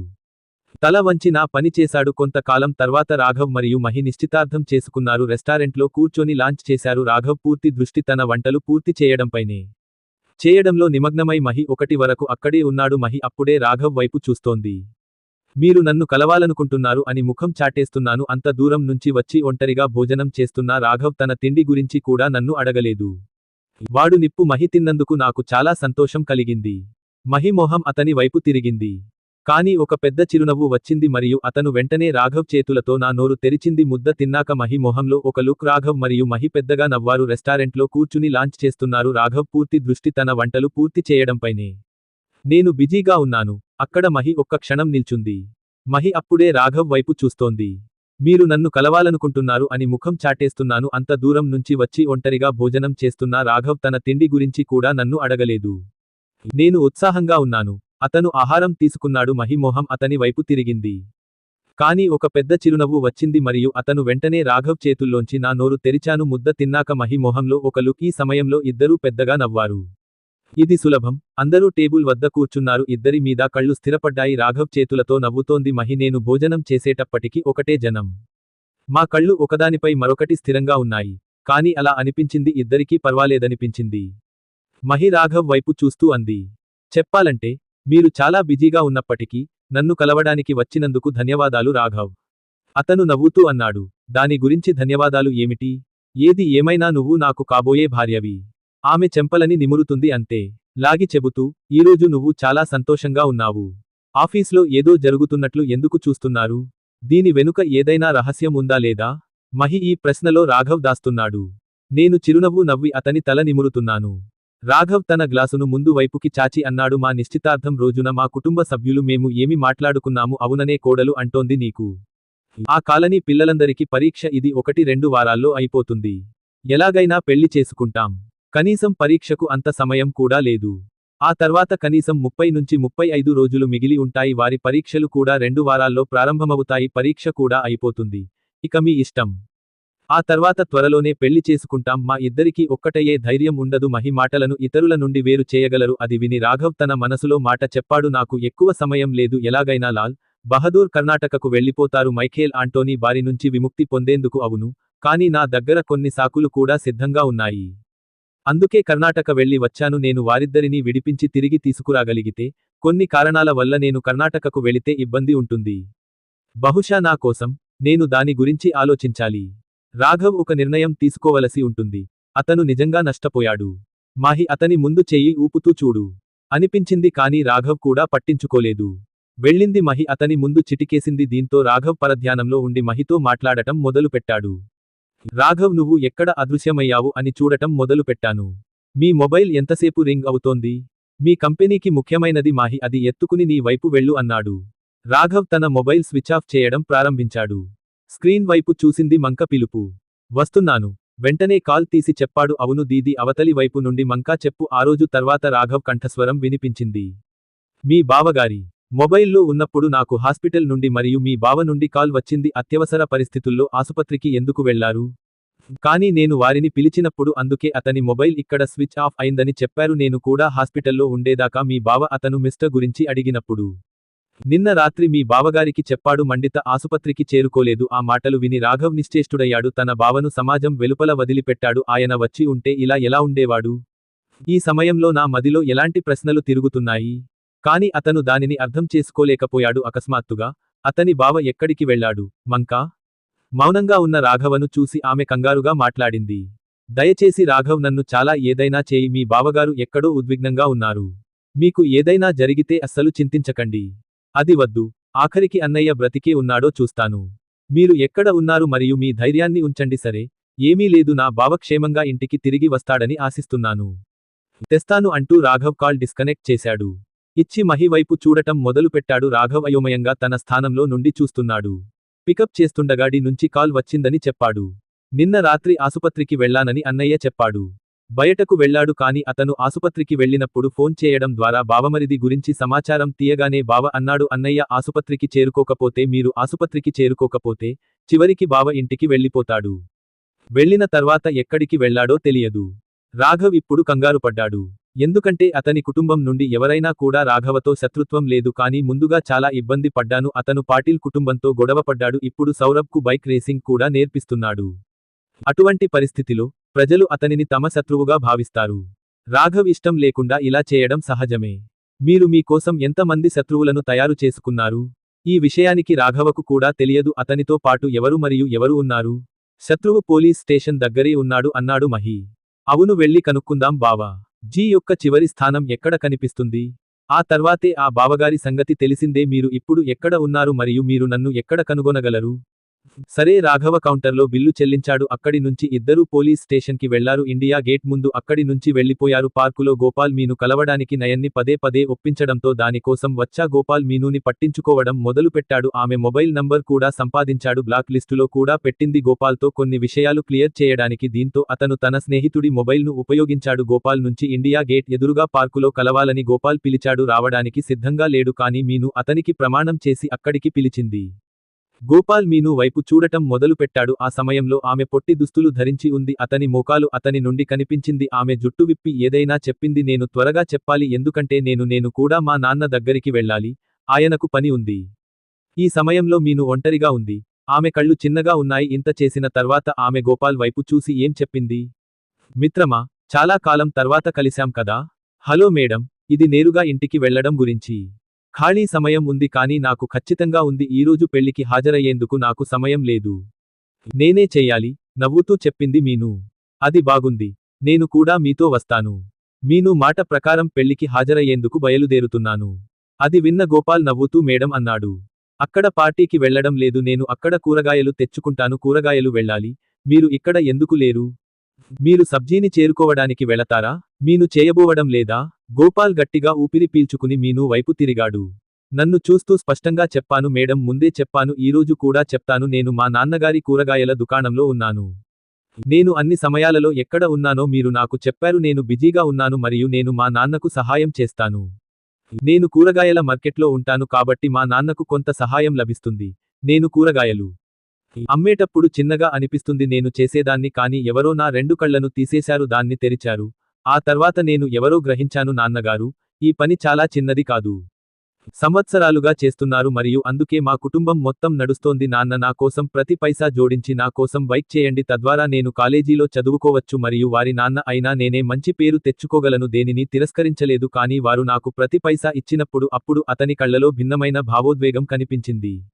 ధనిక కుటుంబానికి చెందిన వ్యక్తుల దృష్టిలో ఇది కనిపిస్తుంది, మధ్యతరగతిలో ఏది కనిపించదు, నిరుపేద కుటుంబాలకు చెందిన వారి దృష్టిలో కనిపిస్తుంది. గోపాల్ మాటలు విన్న మీనుకి ఆ గోపాల్ ఒక్కడే అనుకున్నాడు. అతను మంచి కుటుంబం నుండి వచ్చినవాడు కావచ్చు, కానీ అతను ఎప్పుడూ చేయలేదు గోపాల్ ఇంత పేద కుటుంబం నుంచి వస్తాడని అనుకోలేదు. గోపాల్ తనకే చెందుతాడు అనుకున్నాడు. అతని ముందు మిగిలిన ధనిక కుటుంబం పిల్లల్లాగే చుట్టూ తిరుగుతున్నాడు. అందుకే అతను గోపాల్ విషయంలో నిర్ణయం తీసుకుంటారని అనుకున్నారు. తీసుకుంటాను, కానీ దాని నిజస్వరూపం తెలుసుకున్న తర్వాత ఎందుకో కానీ గోపాల్ని చూడగానే మీను గోపాల్ అసంతృప్తిగా ఉన్నాడు. ఆమె నిజస్వరూపం తెలుసుకున్న తర్వాత మీను గురించి తెలిసింది, ముఖం ఇలా ఉంటుంది కాబట్టి అతను నవ్వుతూ అన్నాడు, మేడం, నాది మరియు మీది మార్గం పూర్తిగా భిన్నంగా ఉంటుంది. అవును, అది భిన్నంగా ఉంటుంది. నా హృదయంలో నిన్ను చూసిన తర్వాత అని నేను మీ కోసం కొన్ని పూరకాలను సిద్ధంగా ఉంచాను, కానీ అది మీతో వెళ్ళవచ్చు. మీరు ధనిక కుటుంబానికి చెందిన కుమార్తె మరియు మీ కుటుంబం వద్ద చాలా డబ్బు ఉంది. అలా అయితే భవిష్యత్తులో మీరు మీ జీవిత భాగస్వామిని కనుగొంటారు. దాన్ని కనుగొనడంలో మీకు ఎలాంటి ఇబ్బంది ఉండదని నేను ఆశిస్తున్నాను. ఈరోజు మనం కలుసుకున్న తీరు నేను మళ్ళీ మా నాన్నను కలవలేదు నా కళ్ళలో కావాల్సినంత దుఃఖాన్ని, బాధను చూస్తున్నాను మరియు ఇప్పుడు నేను వారిని బాధపెట్టడం ఇష్టం లేదు నేను నిన్ను బాధలో చూడాలని అనుకోవడం లేదు నా కుటుంబానికి చాలా ఎక్కువ ప్రత్యేకంగా ఉండండి. నేను కూడా నా కుటుంబ సభ్యుల్లాగే ఉన్నాను. భవిష్యత్తులో ఎప్పుడైనా మిమ్మల్ని కలిసినట్లయితే నేను మీకు ప్రత్యేకంగా ఉంటాను ఎందుకంటే వెనక్కి తిరిగి చూడలేదు వెనక్కి తిరిగి చూసుకుని ఎలా జీవించాలో జీవితం నేర్పదు. దీంతో గోపాల్ బైక్తో అక్కడి నుంచి వెళ్ళిపోయాడు. మీను అర్థం చేసుకోలేకపోతోంది. గోపాల్ ఎందుకు ఇలా అన్నాడు? నా కారులో కూర్చుని విషయాల గురించి ఆలోచిస్తున్నాను ఆమె వెళ్లి ఇంటికి ఎప్పుడొచ్చిందో కూడా తెలియలేదు. కాగా రాఘవ్ తన బావ చివరి శ్వాస విడిచాడు లొకేషన్ గురించి తెలుసుకున్నాను కానీ పోలీసులు అక్కడికి వెళ్లి విచారించగా నేను చేస్తే ఏమీ సాధించలేదు. అన్నిచోట్లా వెతికినా కుల్దీప్ మహి రాఘవకి ఎవరో వస్తున్నట్లు తెలియలేదు. అతను బాధపడటం చూసి ఆమె అతన్ని ఓదార్చి చెప్పింది చాలా చింతించకండి. మా బృందం బిజీగా ఉంది బావగారిని కనుక్కోవడానికి, అది ఖచ్చితంగా. నాకు అర్థం కాని వాటిని కనుగొంటారు నిజాయితీ మరియు నిజమైన హృదయం ఉంది ఎవరైనా వైద్యుడిని ఎలా కిడ్నాప్ చేయవచ్చు? మహి మంజీత్ వైపు చూస్తూ అన్నాడు బావను కిడ్నాప్ చేశారా అనేది నిర్ధారించలేదు అయితే వారిని ఎవరైనా కిడ్నాప్ చేస్తే నేను అలా ప్రయత్నించినట్లయితే, నేను అలాంటి స్థితిలో వారిని కనుగొంటాను. రాఘవ్ దీన్ని ఏడుగురికి గుర్తుంచుకునేలా చూస్తాను. సమయం ఆలోచనలో పడింది. మహి వైపు చూశాడు. నేను నీతో కాసేపు ఉండవచ్చా అన్నాను. ల్యాప్టాప్ వాడుకోవచ్చు అన్నాడు మహి అవును నువ్వు ఎందుకు చేయలేవు రాఘవ్ వెంటనే కిటికీ తెరిచి కౌగిలించుకుంది నేను వేసుకున్న లాకెట్ తీసేశాను. లాకెట్లో పెన్ను ఉంది. అక్కడ రాఘవ్ స్వయంగా తయారు చేసిన డ్రైవ్ ఇన్స్టాల్ చేయబడింది. ఈ పెన్ డ్రైవ్ లొకేషన్ డివైస్ కాదా? రాఘవ్ వదిలేసిన రోజు ఇలాగే పని చేసేవాడు గుర్తింపు రోలెక్స్ పాండియన్ మరియు స్కార్పియో ఈ ముఠా గురించి తన కుటుంబ సభ్యులకు వెల్లడించాడు ప్రజల భద్రత కోసం కొన్ని ఏర్పాట్లు చేయాలి. తన కుటుంబ సభ్యులకు సమాచారం అందించాడు అతను అని అతనికి దగ్గరగా విషయాలు పెట్టకుండా వాటిని ఎప్పుడూ ట్రాక్ చేస్తూనే ఉన్నారు కుల్దీప్ పరికరాన్ని ఇన్స్టాల్ చేసి ఉంటే అతని గడియారంలో రాఘవకు ట్రాకింగ్ పరికరం ఉంది నువ్వు వేసుకుని ఉంటే కుల్దీప్కి నచ్చి ఉండేవాడు. ట్రాక్ చేయడానికి ఎక్కువ సమయం పట్టదు రాఘవ్ కదలిక వేగం చూసి, మహి మరియు మంజీత్ ఇద్దరూ ఆశ్చర్యపోయారు మరియు అతను కూడా తన పని చేశాడు. దీన్ని ల్యాప్టాప్లో కానీ అంత వేగంతో చేసేవారు కాబట్టి అతను చాలా తప్పులు చేసి ఉండవచ్చు కానీ రాఘవ్ కోడింగ్ స్పీడ్ మరియు అన్నీ ఒకటే అతనితో కాకుండా మరొకరితో క్లిక్ చేయడం మానవునిలో ఏమీ జరగదు కొంత సమయం తర్వాత రాఘవ్కు కుల్దీప్ లొకేషన్ గురించి సమాచారం వచ్చింది. అతను ఆ లొకేషన్ చూడగానే నాకు తెలిసింది ఈ సమయంలో కుల్దీప్కి కాస్త ఆశ్చర్యం కలిగింది ఆ సన్షైన్ 7 స్టార్ ఆ స్థలంలో ఉంది బ్లూ డైమండ్ హోటల్ పక్కనే ఉన్న హోటల్ రాఘవ్ లొకేషన్ షో చేస్తున్నాడు మా ఇంట్లో అన్నాడు ప్రజలందరి గడియారాల యొక్క ఒకరి నుండి ఒకరికి ట్రాకింగ్ పరికరం ఇన్స్టాల్ చేయబడిందని ఇది చూపిస్తుంది ఢిల్లీకి ఎక్కడి నుంచి వచ్చాం? గ్యాంగ్ వార్ తర్వాత తనే బావమరిది ట్రాకింగ్ పరికరాన్ని ఇన్స్టాల్ చేయమని మాకు సలహా ఇచ్చారు మరియు ఈ సమయంలో సోదరుడి స్థానం నీలం రంగులో ఉంది నేను డైమండ్ హోటల్ గురించి ఒక విషయానికి చూడగలను బావ ఎందుకు నీలంగా ఉంటాడో అర్థం కావడం లేదు మహి డైమండ్ హోటల్కి ఏం పనికి వెళ్ళింది? ఏదో ఆలోచిస్తూ రాఘవ్ ఎక్కడో అన్నదట అటువంటి రోగి యొక్క చికిత్స కోసం బయటి నుంచి వచ్చిన వారు వెళ్ళలేదు అది కనిపించినందున తప్పక పెద్ద మనుషులు ఖచ్చితంగా ప్రజల ముందుకు రావాలి. ఇది కూడా ఇష్టం లేదు మరియు రహస్యంగా చేయండి మీ వ్యాధులలో దేనికైనా చికిత్స చేయండి మొదటి నెల వెలుపల దాని గురించి ఎటువంటి వార్త లేదు. రాఘవకు ఒక పాయింట్ ఉంది. అది అలా అయితే మీ బావ ఎవరో తెలుసా? మీరు వెళ్ళిపోయారు మరియు మీరు ఆందోళన చెందుతున్నారు. అవును మంజీత్ నవ్వుతూ అన్నాడు విషయాలు విన్న రాఘవకి తనకేం అనిపించింది అతని మాటలు నమ్మండి కానీ కుల్దీప్ రాఘవకి ఫోన్ తీయకపోవడం సరికాదు. అతను చెప్పాడు. నేను అంగీకరిస్తున్నాను. నా బావ కాల్స్ పికప్ కావడం లేదు కానీ కనీసం వారుడి కాల్ని పికప్ చేయాలి. నేను నిన్న రాత్రి నుండి బయట ఉన్నాను కాబట్టి నేనుడి గురించి ఆందోళన చెందుతున్నాను. ఏది జరిగినా అది తప్పదు నేను నా బావగారిని కలిసే వరకు వెళ్ళు అప్పటి వరకు నేను ఏదో ఒక ఆలోచనకు వెళతాను. నేనేం కాదు అంటూ రాఘవ్ లేచి తన పెన్ను తీసుకున్నాడు. అక్కడ నుండి డ్రైవ్ తీసుకోండి అతని మాటలు విని రాఘవకు అనిపించింది. తద్వారా వారు చెప్పేది అతను నమ్మగలిగాడు కానీ ఫోన్ తీయడానికి కుల్దీప్ నిరాకరించడం రాఘవ్ని బాధించదు. అతను బాగాలేకపోవడంతో నేను అంగీకరిస్తున్నాను. బావ నా కాల్ని తీయడం లేదు కానీ కనీసం వారికి కాల్ చేయండి. అతను గత రాత్రి నుండి బయటకు వెళ్ళాలి అటువంటి పరిస్థితిలో డి గురించి ఆందోళన చెందడం సహజం. ఏం జరిగినా నేనే అన్నంత వరకు నేను జీని కలిసే వరకు నేను ఈ ఆలోచనల గురించి ఆలోచించలేను. కానీ నేను పడటం లేదు అంటూ రాఘవ్ లేచాడు. మరియు అక్కడ నుండి మీ పెన్ డ్రైవ్ తీయండి రాఘవ్ బయటకు వెళ్లడం చూసి మంజీత్ అతని వైపు కదలడం ప్రారంభించాడు. మహి వైపు చూస్తూ రాఘవతో అన్నాడు బ్లూ డైమండ్ హోటల్కి వెళ్లే వరకు ఆగండి కుల్దీప్ బ్లూ అని ధృవీకరించబడలేదు అప్పటి వరకు డైమండ్ హోటల్లోనే ఎలాంటి నిర్ణయం తీసుకుంటారు?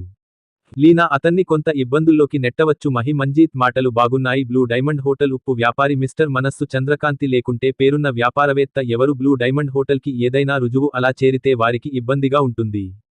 మహి రాఘవను ఆపి రాఘవతో అన్నాడు, దయచేసి కాసేపు శాంతించండి, ఇప్పటికే కొంతమంది పోలీసు అధికారులను నియమించాం, బ్లూ డైమండ్ హోటల్ ఉంటే వాటిని పంపారు, బావ గురించి ఏదైనా సమాచారం అవి దొరికితే వెంటనే రక్షిస్తాం. బ్లూ డైమండ్ హోటల్కి బయలుదేరుతారు మహి. జిజాజీ మాకు అందించిన ట్రాకింగ్ పరికరం కుటుంబ సభ్యుల వ్యక్తిగత విషయాలన్నీ ఆమె ఎప్పుడూ మోసం చేయదు బావమరిది నీలం అని నేను ఖచ్చితంగా అనుకుంటున్నాను. నేను అక్కడికి వెళ్లాలంటే డైమండ్ హోటల్ మాత్రమే, నేను చేరుకోవడం ఆలస్యం. మరియు బావ మహి, ఇదే జరిగితే నేను డికి ఏం సమాధానం చెబుతాను? రాఘవ్ బాధను బాగా అర్థం చేసుకోగలడు. కొన్నాళ్లుగా రాఘవే ఆ విషయానికి తనతో చెప్పాడు. మంకా, కుల్దీప్లు ఇప్పటికే అతడిని దత్తత తీసుకున్నారు. తన ప్రాణాలకు ముప్పు ఏర్పడినప్పుడు అలాంటి పరిస్థితిలో ఉన్నాడు, వారిని రక్షించడం రాఘవుని కర్తవ్యం. రాఘవ ఇప్పుడు నిన్ను అక్కడికి తీసుకెళ్తాను అని చెప్పింది. నేను దీని కోసం ఆగడం లేదు, కానీ నేను ఆధారాలతో కూడిన నీలి వజ్రం మాకు కావాలి. మా వద్ద రుజువు లేకపోతే హోటల్కు చేరుకోండి, మనం కోరుకుంటే మేము హోటల్ లోపలికి ప్రవేశిస్తాము. రాఘవ్ ఇలా కుదరదు అన్నాడు. నేను అందులో ఉన్నాను అన్నది ముఖ్యం కాదు, మీరు వెళ్లడానికి అనుమతి పొందాలా వద్దా? కానీ నేను ఎవరైనా అని చాలా నమ్మకంగా ఉన్నాను. ఆ హోటల్లోకి వెళ్లడానికి నాకు ధైర్యం లేదు. రాఘవ్ తనని లోపలికి రానివ్వకపోవడం గురించి చాలా చెప్పాడు.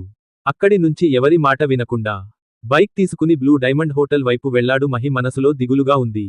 ఈ సమయంలో రాఘవ్ కోపం సమంజసమేనని ఆమె అన్నారు. శాంతియుతంగా పని చేయకపోతే ఇబ్బందులు తప్పవు, బయటికి కదులుతున్నప్పుడు మంజీత్ పెరుగుతుంది. రాఘవ్ ఉంటే మనం అతనితో వెళ్దాం అన్నాడు. మీరు ఏదైనా ఇబ్బంది సృష్టించారా? దీనికి మనం తర్వాత సమాధానం చెప్పాలి. మంజీత్ మాటలు విన్న మహి తల ఊపింది. ఊపుతూ ఇద్దరూ తమ జీపు తీసి రాఘవ్ దగ్గరికి వెళ్లారు. బ్లూ డైమండ్ హోటల్ వెనుక వదిలి రూమ్ నంబర్ 137లో కొందరు వ్యక్తులు కుల్దీప్ ముందు మాస్క్ ధరించి నిలబడి ఉన్నాడు. గాత్రం చెలో కుల్దీప్గా నటించిన 6 వ్యక్తులు ఉన్నారు. ఈ సమయంలో కుల్దీప్ కళ్ళు మూసుకుపోయాయి. తన ఇద్దరితో పాటు పార్టీని కూడా కట్టబెట్టారు. చేతులు మరియు కాళ్లు కూడా తాళ్లతో కట్టబడ్డాయి. అప్పుడే ఆ గది తలుపు తెరిచాడు. ఒక వ్యక్తి తన 4 అంగరక్షకులతో లోపలికి ప్రవేశించాడు. ఆ వ్యక్తిని చూడగానే అక్కడ ఉన్న 6 ప్రజలు తల వంచారు మరియు వ్యక్తి తన ముఖం మీద గుడ్ మధ్యాహ్నం శుభాకాంక్షలు చెప్పాడు. కానీ నేను నవ్వుతూ కుల్దీప్ ముందు కూర్చున్నాను. నేను వెళ్లి ఆమె కట్టు తెరిచి అకస్మాత్తుగా నా ముఖం మీద పడిన కాంతికి కుల్దీప్ కళ్ళు మూసుకున్నాయి.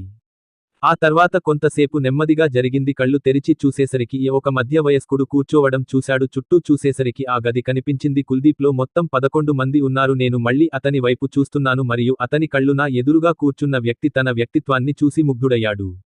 అతని ముఖం మీద ప్రమాదకరమైన చిరునవ్వుతో అతనిని చూడండి. కుల్దీప్ ఏదైనా చెప్పేలోపు గది తలుపు మళ్లీ తెరవబడింది మరియు ఒక 27 సంవత్సరాల అబ్బాయి లోపలికి వచ్చి ఆ వ్యక్తి పక్కనే ఉన్నాడు. నేను వెళ్లి కూర్చున్నాను. ఆమె సిట్టింగ్ స్టైల్ కుల్దీప్ని చూడగానే ఇద్దరికీ అర్థమైంది, ఒకరికొకరు బాగా తెలుసు. మీరు అబ్బాయిలు మరియు నేను ఎవరు అన్నాడు. కుల్దీప్ ఉండాలి, దీన్ని ఇక్కడ ఎందుకు తమాషాగా ఉంచారో చూడండి. నేను ఒక ముఖ్యమైన కేసు గురించి మీ వల్ల హాస్పిటల్కి వెళ్లాల్సి వచ్చింది. నేను ఇప్పటికే ఆలస్యం అయ్యాను కాబట్టి మీరు నన్ను ఇక్కడి నుండి వెళ్లనివ్వండి. నా పేషెంట్లకు నాకు అవసరం లేదా? మీ ఇద్దరికీ విషయాలు పంపడం ద్వారా మీరు తెలుసుకోవచ్చు. ఆ అబ్బాయి గట్టిగా నవ్వడం మొదలుపెట్టాడు.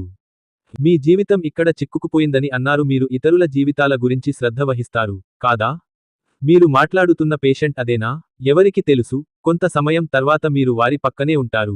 మీ దృష్టిలో పడుకుని కుల్దీప్ని కలవండి చేసి ఇద్దర్నీ చూడు సార్ అన్నాడు. నేను ఇంతకు ముందు నిన్ను కలవలేదు మరియు మీరందరూ నాకు తెలుసు కాబట్టి మీరు ప్రజలకు నాతో నీకు ఏమి శత్రుత్వం? ప్రజలు నన్ను ఇక్కడ బందీగా ఉంచారు. ఆ కుర్రాడు నవ్వుతూ మా శత్రువులు అన్నాడు. నీతో కాదు, నీ బావతో రాఘవ్ చెప్పగానే కుల్దీప్ ఆ అబ్బాయిని చూడగానే అతని చెవులు ఎగిరిపోయాయి.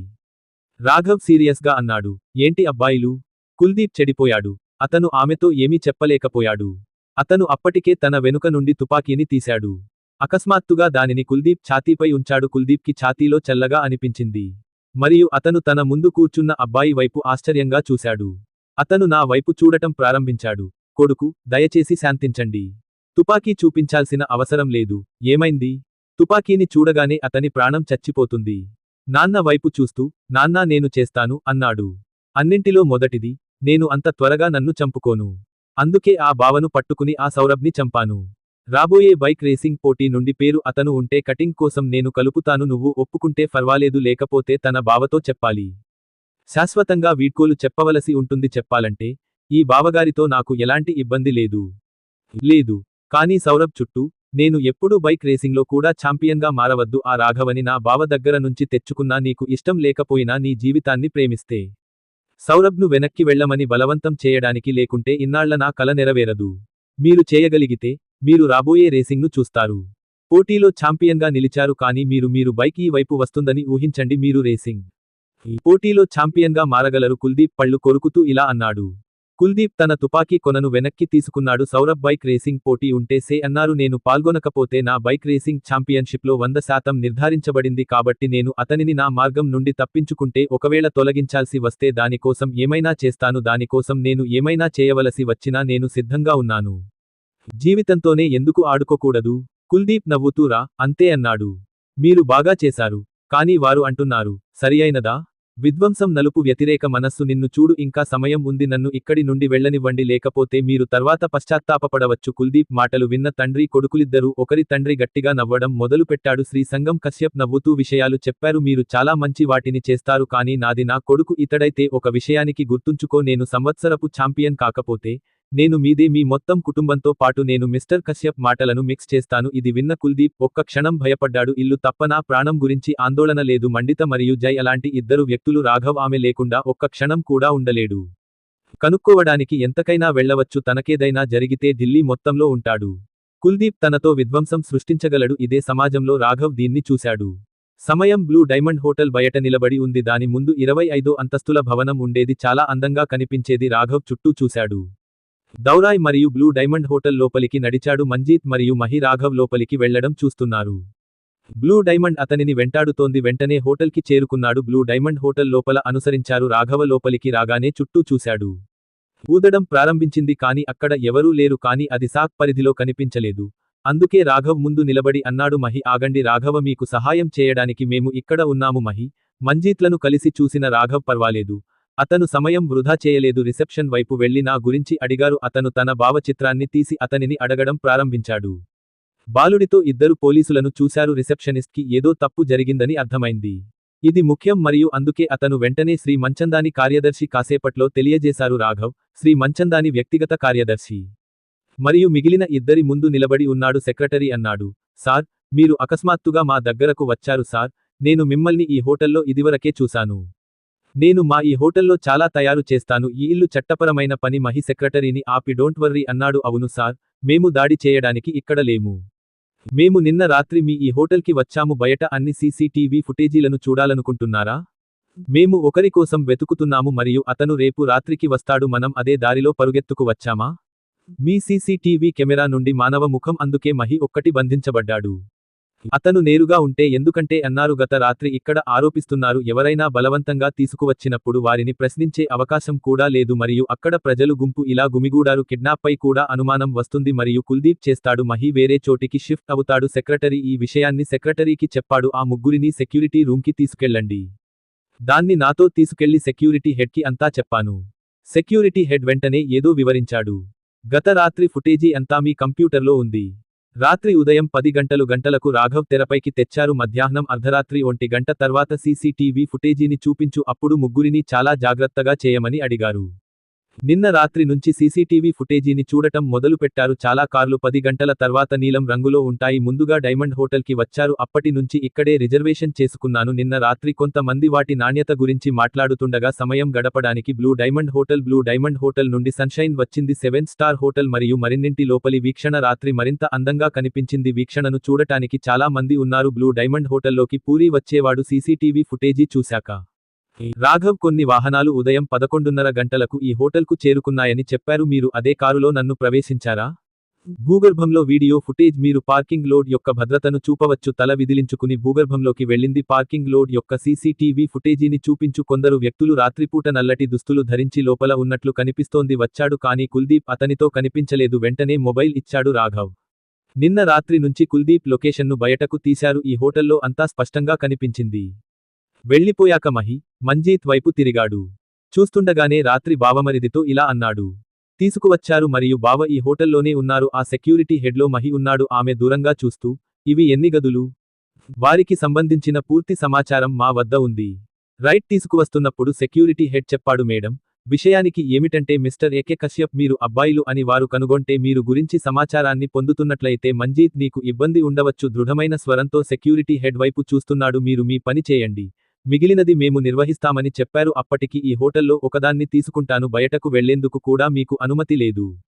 సృష్టించమని భద్రతా అధికారులకు చెప్పండి. మా విచారణ పూర్తయ్యే వరకు మూసి ఉంచండి. ఎవరైనా లోపలికి లేదా బయటకి రావచ్చు. సెక్యూరిటీ మిమ్మల్ని బయటకు వెళ్లనివ్వదు. ఒక్క విషయానికి మాత్రం అంగీకరించకూడదని తలకు తెలుసు. అక్కడ ఉండబోతున్నారు కాబట్టి అతను వెంటనే మిస్టర్ మంచాందని పర్సనల్ అసిస్టెంట్కి ఫోన్ చేసి అక్కడి పరిస్థితి గురించి చెప్పారు. అది విన్న అసిస్టెంట్ మళ్లీ కిందకి దిగాడు.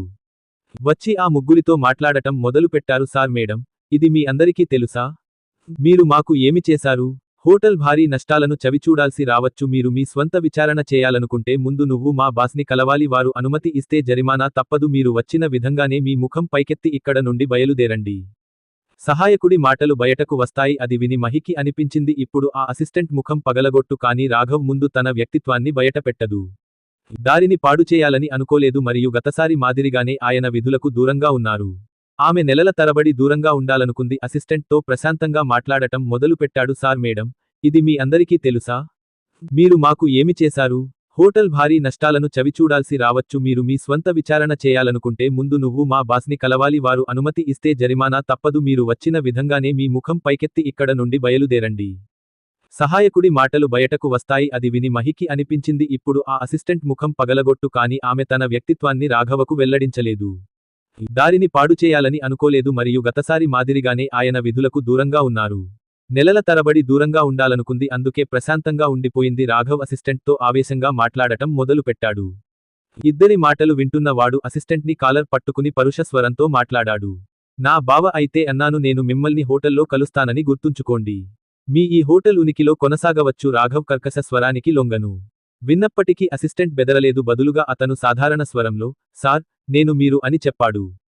మిమ్మల్ని విచారించకుండా వ్యక్తులను ఆపడం లేదు. మీరు మా బాస్ని కలవాలని నేను కోరుకుంటున్నాను. ఆ తర్వాత మీకు ఏది కావాలంటే అది చేసుకోవచ్చు, కానీ మా బాస్ పర్మిషన్ లేకుండా మా సంగతి చెప్తాను. అవును, హోటల్లో శోధించడానికి అనుమతి ఇవ్వవద్దు. కాబట్టి మీరు నా మాటలను అర్థం చేసుకోగలరు మరియు దీని గురించి మా బాస్తో మాట్లాడుదాం. నిజానికి బ్లూ డైమండ్ హోటల్ సన్షైన్ 7 తీసుకోండి. అది స్టార్ హోటల్ ముందు ఉండడంతో జనం వస్తున్నారు బైక్ రేసింగ్ ఛాంపియన్షిప్ చూడటానికి. దీంతో బయటి నుంచి చాలా మంది వస్తున్నారు. బ్లూ డైమండ్ హోటల్ నుండి ఆ హోటల్ బస కోసం చాలా ఎక్కువ ధరలను అందిస్తాయి. చాలా సార్లు ఈ ఛాంపియన్షిప్ జరిగింది. భారతీయులు మరియు పొరుగు దేశాలను చూడటానికి కొంతమంది మాత్రమే ఉన్నారు, కానీ చాలా మంది వీటన్నింటిని ఇష్టపడతారు. వీటన్నింటిపై ఆసక్తి ఉన్నవారు కూడా ఉన్నారు. ఈ సమయంలో సన్షైన్ 7 స్టార్ హోటల్ ఉంచండి. చాలా మంది దీని కారణంగా వికసించింది. ఇలా వారి హోటల్లో రిజర్వేషన్ కల్పించారు. అకస్మాత్తుగా పోలీసులు వారిపై దాడి చేశారు. అతిథులకు ఇబ్బంది కలిగించవచ్చు. అందుచేత అసిస్టెంట్ రాఘవను మరియు అతనిని కోరుకున్నాడు. స్నేహితుడు మొదట తన యజమానిని కలవాలి, తర్వాత ఆ విషయాన్ని ప్రజలకు తెలియజేశారు. మంజీత్, సమాధానం చెప్పడంలో ఎలాంటి ఇబ్బందులు ఉండకూడదు. అందుకే నాకు అసిస్టెంట్ మాటలు అర్థమవుతున్నాయి. ఇద్దరిని ఆపి అసిస్టెంట్ని అడిగాడు. మిస్టర్ మాన్ చాందిని ఫాలోయింగ్ తో అసిస్టెంట్ ముగ్గురు క్యాబిన్కి చేరుకున్నారు. బయట వెయిట్ చేయమని చెప్పి తనే లోపలికి వెళ్ళింది. దీని గురించి నా బాస్తో మాట్లాడాను మిస్టర్. ఈ సమయంలో మాన్ చాందిని ఒక ముఖ్యమైన సమావేశంలో ఉన్నారు. అందుకే అక్కడక్కడా చాలా సమయం పట్టేది. బయట నిలబడిన రాఘవ ఓపిక స్పందించడం ప్రారంభించింది. 10 నిమిషాలు వెళ్లిన తర్వాత కూడా అసిస్టెంట్ అక్కడే ఉన్నాడు. రాఘవ్ బయటకు రాకపోవడంతో తలుపు తట్టాడు. బయట నుంచి శబ్దం రావడం మొదలైంది. అది విన్న శ్రీ మంచందాని తన సహాయకుడికి చెప్పాడు. వాడు పక్కకి చూస్తూ అన్నాడు, బయట ఇంత సందడి. అసిస్టెంట్ ఆమెను ఎందుకు ఫకింగ్ చేస్తున్నాడు? అతని మాటలు విన్న తర్వాత విషయాలు చెప్పాడు. పెద్దగా స్పందించలేదు మరియు అవన్నీ అసిస్టెంట్ని అక్కడి నుంచి తరిమివేయమని కోరాడు. ఈ విషయాన్ని రాఘవ్ మంజీత్లకు చెప్పగా వాటన్నింటికీ ఉష్ణోగ్రత ఎక్కువగా ఉందని అసిస్టెంట్ చెప్పారు. మా బాస్ ప్రస్తుతం మీటింగ్లో బిజీగా ఉన్నారు. వారి సమావేశాన్ని ముగించడానికి మరియు ఇది 1 గంట పడుతుంది, కాబట్టి మీరు మెరుగ్గా ఉంటారు. ఇలా చెప్పి 1 గంట తర్వాత అందరూ తిరిగి వచ్చారు. అసిస్టెంట్ లోపలికి వెళ్లడం మొదలుపెట్టాడు, కానీ రాఘవ్ ఆమె పిలుపు చదివిన తర్వాత వెనక్కి లాగాడు. లేచి నిలబడిన రాఘవపై బాడీగార్డు దాడి చేశాడు. ఆ నలుగురు అంగరక్షకుల ముందు దియా లేచి నిలబడి, మీలో ఎవరైనా ఉంటే చెప్పింది నేను వాటిని లేదా నా వాటిని తాకడానికి ప్రయత్నించలేదు. తుపాకీలోంచి వచ్చే బుల్లెట్ మీ అందరిదీ. మహి మాటలు వింటే కపాలంలో ఫీలింగ్ కలుగుతుంది. బాడీగార్డ్ స్ట్రిక్ట్ టోన్లో అన్నాడు. మేడం, ఇప్పుడు మీరు మీ కర్తవ్యాన్ని నిర్వర్తిస్తున్నట్లుగా మా మాటలను అర్థం చేసుకోండి. అదేవిధంగా మేము కూడా మా పూర్తి చేస్తున్నాము. మీ భాగస్వామి తన విధిని నిర్వర్తిస్తున్నట్లయితే మా బాస్ అసిస్టెంట్కి స్మాల్ ఇచ్చాడు. మేము గీతలు పడినా మేము మిమ్మల్ని మరచిపోతాము. ప్రజలు పరిస్థితిని మార్చగల పోలీసు.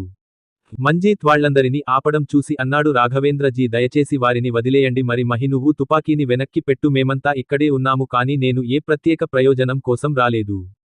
ఇక్కడ సమస్య లేదని నేను ఆశిస్తున్నాను. మీరు కూడా అర్థం చేసుకోవడం తెలివైన పని. అసిస్టెంట్ రాఘవ్ పట్టు నుండి విముక్తి పొందాలి చెప్పడానికి ప్రయత్నిస్తూ రాఘవ్ అతని వైపు ఒక్కసారి చూశాడు. ఎదురుగా నిలబడి ఉన్న అసిస్టెంట్ వైపు చూశాడు. ఈ సమయంలో నలుగురు అంగరక్షకుల వైపు రాఘవ్ బావగారిని కలవకుండా ప్రశాంతంగా కూర్చోలేను. అతను చేయగలడు. అందుకే అతను మళ్లీ అసిస్టెంట్ని అడిగాడు. అతను వివరిస్తూ, నేను ఇంతకుముందు కూడా చెప్పాను మరియు ఇంకా నాకు అంత సమయం లేదు అని చెప్తున్నాను కాబట్టి మీరు మీ యజమానికి చెప్పడం మంచిది వెంటనే బయటకు రమ్మని చెప్పండి. లేకపోతే మరుసటి క్షణం మీరు మరియు మీ బాస్ అస్సలు సహిస్తారు మీరు చేయలేకపోతే, అంగరక్షకుడు రాఘవ్ని నియమించుకోండి. వెనుక నుంచి వచ్చి అతని తలపై దాడి చేసేందుకు ప్రయత్నించాడు రాఘవ్ ఇప్పటికే ప్రయత్నాలు మొదలుపెట్టాడు అడుగుల చప్పుడు వినగానే. చనిపోవడానికి అతనికి అంగరక్షకుడు రాఘవ అక్కడికి చేరుకుని అతడిని బలంగా కొట్టాడు. రాఘవ్ అంగరక్షకుడి కడుపుని అంతలా రెచ్చగొట్టాడు అయితే ఎదురుగా నిలబడిన అంగరక్షకుడిని మాత్రం ఆపలేదు. పొట్టలో బలమైన కిక్ ఇచ్చాడు బాడీగార్డ్ మిస్టర్ మంచాండ్ డానీస్ తలుపు పగలగొట్టాడు అకస్మాత్తుగా క్యాబిన్లో పడిపోయాడు మిస్టర్ మంచాందని సంఘటనతో హద్దులు దాటిపోయింది అలా తమ సీట్లలోంచి లేచి నిలబడ్డారు అతని గది కోణం మిస్టర్ మాన్ని మార్చింది ఈ సమయంలో చాందిని మరెవరో కాదు వీడియో కాల్ ద్వారా భవానీతో సమావేశమయ్యారు అతనితో పాటు ఇంకా చాలా మంది వ్యక్తులు ఉన్నారు ఈ సమావేశంలో ఆయన ఏదైనా మాట్లాడిన వెంటనే విరిగిన శబ్దం విన్నది. అన్ని కళ్ళు జాత్ ఆన్ స్క్రీన్ రాఘవ్ని మిస్టర్ అని పిలుస్తుంది. భవానీని మంచాందని ఆఫీసులో చూసి రాకీ భాయ్ స్థానంలో నిలబడ్డాడు. అక్కడ ఏమి చేయాలి? భవానీ నోటి నుంచి వస్తున్నాయి కాని ఎవరూ అతని గొంతు వినలేదు. అతను సంభాషణ చాలా నెమ్మదిగా ఉంది. అతని పక్కన కూర్చున్న వ్యక్తికి కూడా సరిగా వినిపించలేదు మిస్టర్ రాఘవ్ అసిస్టెంట్ కాలర్ పట్టుకుని ఉన్నాడు రాఘవ్ మంచందని క్యాబిన్ లోపలికి వచ్చాడు. శ్రీమంచందాని కోపంగా ఉన్న ముఖం చూసి రాఘవను ఆపడానికి అతని అంగరక్షకులు పంపడం మొదలుపెట్టాడు కానీ రాఘవ్ సమయం లేకుండా సాక్ష్యం చెప్పాడు వాటన్నింటినీ దుమ్ము దులిపేసింది మిస్టర్ చాందిని వెంటనే అతను పోలీసులకు కాల్ చేయడం ప్రారంభించాడు నా మొబైల్ తీసుకుని భవానీ నుంచి కాల్ చేశాను. వాళ్ళు వద్దు రావడం చూశాను. నేను కూడా భవానీ కాల్ పికప్ చేయాల్సి వచ్చింది. పక్కనుండి భవానీ ముందు నువ్వు ఏదో చేశావు అన్నాడు మీరు వారి మాటలు విన్నారని చెప్పరు కానీ ఇది కాకుండా ఏమీ మిస్టర్ మంచాందని అతను మాట్లాడకముందే రాఘవ అతని దగ్గరకు వచ్చి అతని కళ్ళలోకి చూశాడు. నేను నా కళ్ళలోకి చూస్తూ అల్లయ్య నిన్న రాత్రి అన్నాను. అతను తప్పిపోయాడు మరియు అతని స్థానం మీకు తెలియదు. నాకు తెలిసిన హోటల్ బ్లూ డైమండ్లో దొరికింది మీ హోటల్ ఎంత నివేదించబడింది కానీ దీని అర్థం మనం అని కాదు ఇక్కడికి వచ్చిన మనుషులు దొరకరు ఈ సమయంలో రాఘవ్ మాటలు మరియు మరెన్నో ప్రజలు దానిని వినడానికి కారణం వారిని అర్థం చేసుకోవడమే అక్కడ ఏం చేయాలో నిర్ణయించుకోవడానికి నాకు ఎక్కువ సమయం పట్టలేదు. భవానీ కూడా రాఘవ్ మాటలు విన్నది. అతను బాగా విన్నాడు కాబట్టి అతను మిస్టర్ మంచాందని ఆర్డరింగ్ స్వరం వాళ్ళు ఏం చేయాలనుకుంటే అది చేయమని చెప్పాను కానీ వారిని ఎవరూ ఆపలేరు మిస్టర్ భవానీ మీకు తెలుసు మా ఈ సమయంలో హోటల్ నిండా పెద్ద మనుషులు ఉంటారు వారితో ఏదైనా తప్పు ఉంటే అలా గుర్తిస్తే కోట్లలో నష్టం వాటిల్లేది. మిస్టర్ మాన్ చాందిని మాటలు వినగలరు. ఇది విన్న భవానీ స్పందించలేదు ఆమె ఒక్క మాట చెప్పింది నేను చెప్పేది చేయండి మిస్టర్ మాన్ చాందిని ఇంతకు మించి ఏమీ మాట్లాడకు. అంతే రాఘవ్కి కాల్ డిస్కనెక్ట్ అయింది. చాలా ఉన్నప్పుడు వైపు చూశారు వెంటనే కోపంగా చూశాడు రిసెప్షన్కి పిలిచి హోటల్లో బస చేశారు రాఘవ్ గెస్ట్స్ అందరి వివరాలు రాగానే జాబితాను తనిఖీ చేశారు. అక్కడ ఎవరూ లేరు మహి సమస్య అప్పుడు చూడలేదుప్పుడు మీ హోటల్లో ఎన్ని ఉన్నాయో అసిస్టెంట్కి చెప్పాను బెడ్రూములు వేరు మేడం మా హోటల్లోని చాలా సూట్లు హనీమూన్ జంటల కోసం ఉన్నాయి. అలాంటి కొన్ని స్వీట్లు కొనుగోలుకు కూడా అందుబాటులో ఉన్నాయి. విఐపీలు మరియు మాకు మాత్రమే ప్రవేశం ఉన్నవారు ఎక్కడ హోటల్లో ప్రత్యేక ప్లాటినం కార్డు ఉంది కొన్ని గదులు వారి కోసమే ఉంచబడ్డాయి. వీటిలో 2-3 బెడ్రూమ్లు ఉంటాయి కానీ మీరు దాని గురించి ఎందుకు అడుగుతున్నారు ఈ విషయానికి గురించి మరింతగా అసిస్టెంట్కి చెప్పింది మహి. ఆ ఫైలుపై ఆయన ప్రత్యేకంగా ఎలాంటి స్పందన ఇవ్వలేదు. అతని ముందు దానిని పట్టుకొని మీరు ఇలా అన్నారు మీ హోటల్లో కేవలం విఐపీ మరియు ప్రత్యేకం మాత్రమే ప్లాటినం కార్డ్ హోల్డర్కు కేవలం 2 నుండి 3 మాత్రమే లభిస్తాయి బెడ్రూమ్ గదులు వేరు చేయబడితే మీరు చెప్పినట్లు సాధారణ గది అదే hotel blue diamond only honeymoon couples చాలా వరకు కేసులు వాయిదా పడ్డాయి అలాంటప్పుడు రూమ్ నంబర్ 117లో 6 ఎలా నివసిస్తున్నారు? మహి మాటలు విన్నాడు అసిస్టెంట్. వెంటనే రిజిస్టర్ చూసి మేడం ఆ రూమ్ అన్నాడు ఇది ముంబైకి చెందిన మా ప్రత్యేక అతిథి నుండి జీవించబోతున్న అతని పేరు సంగం కశ్యప్.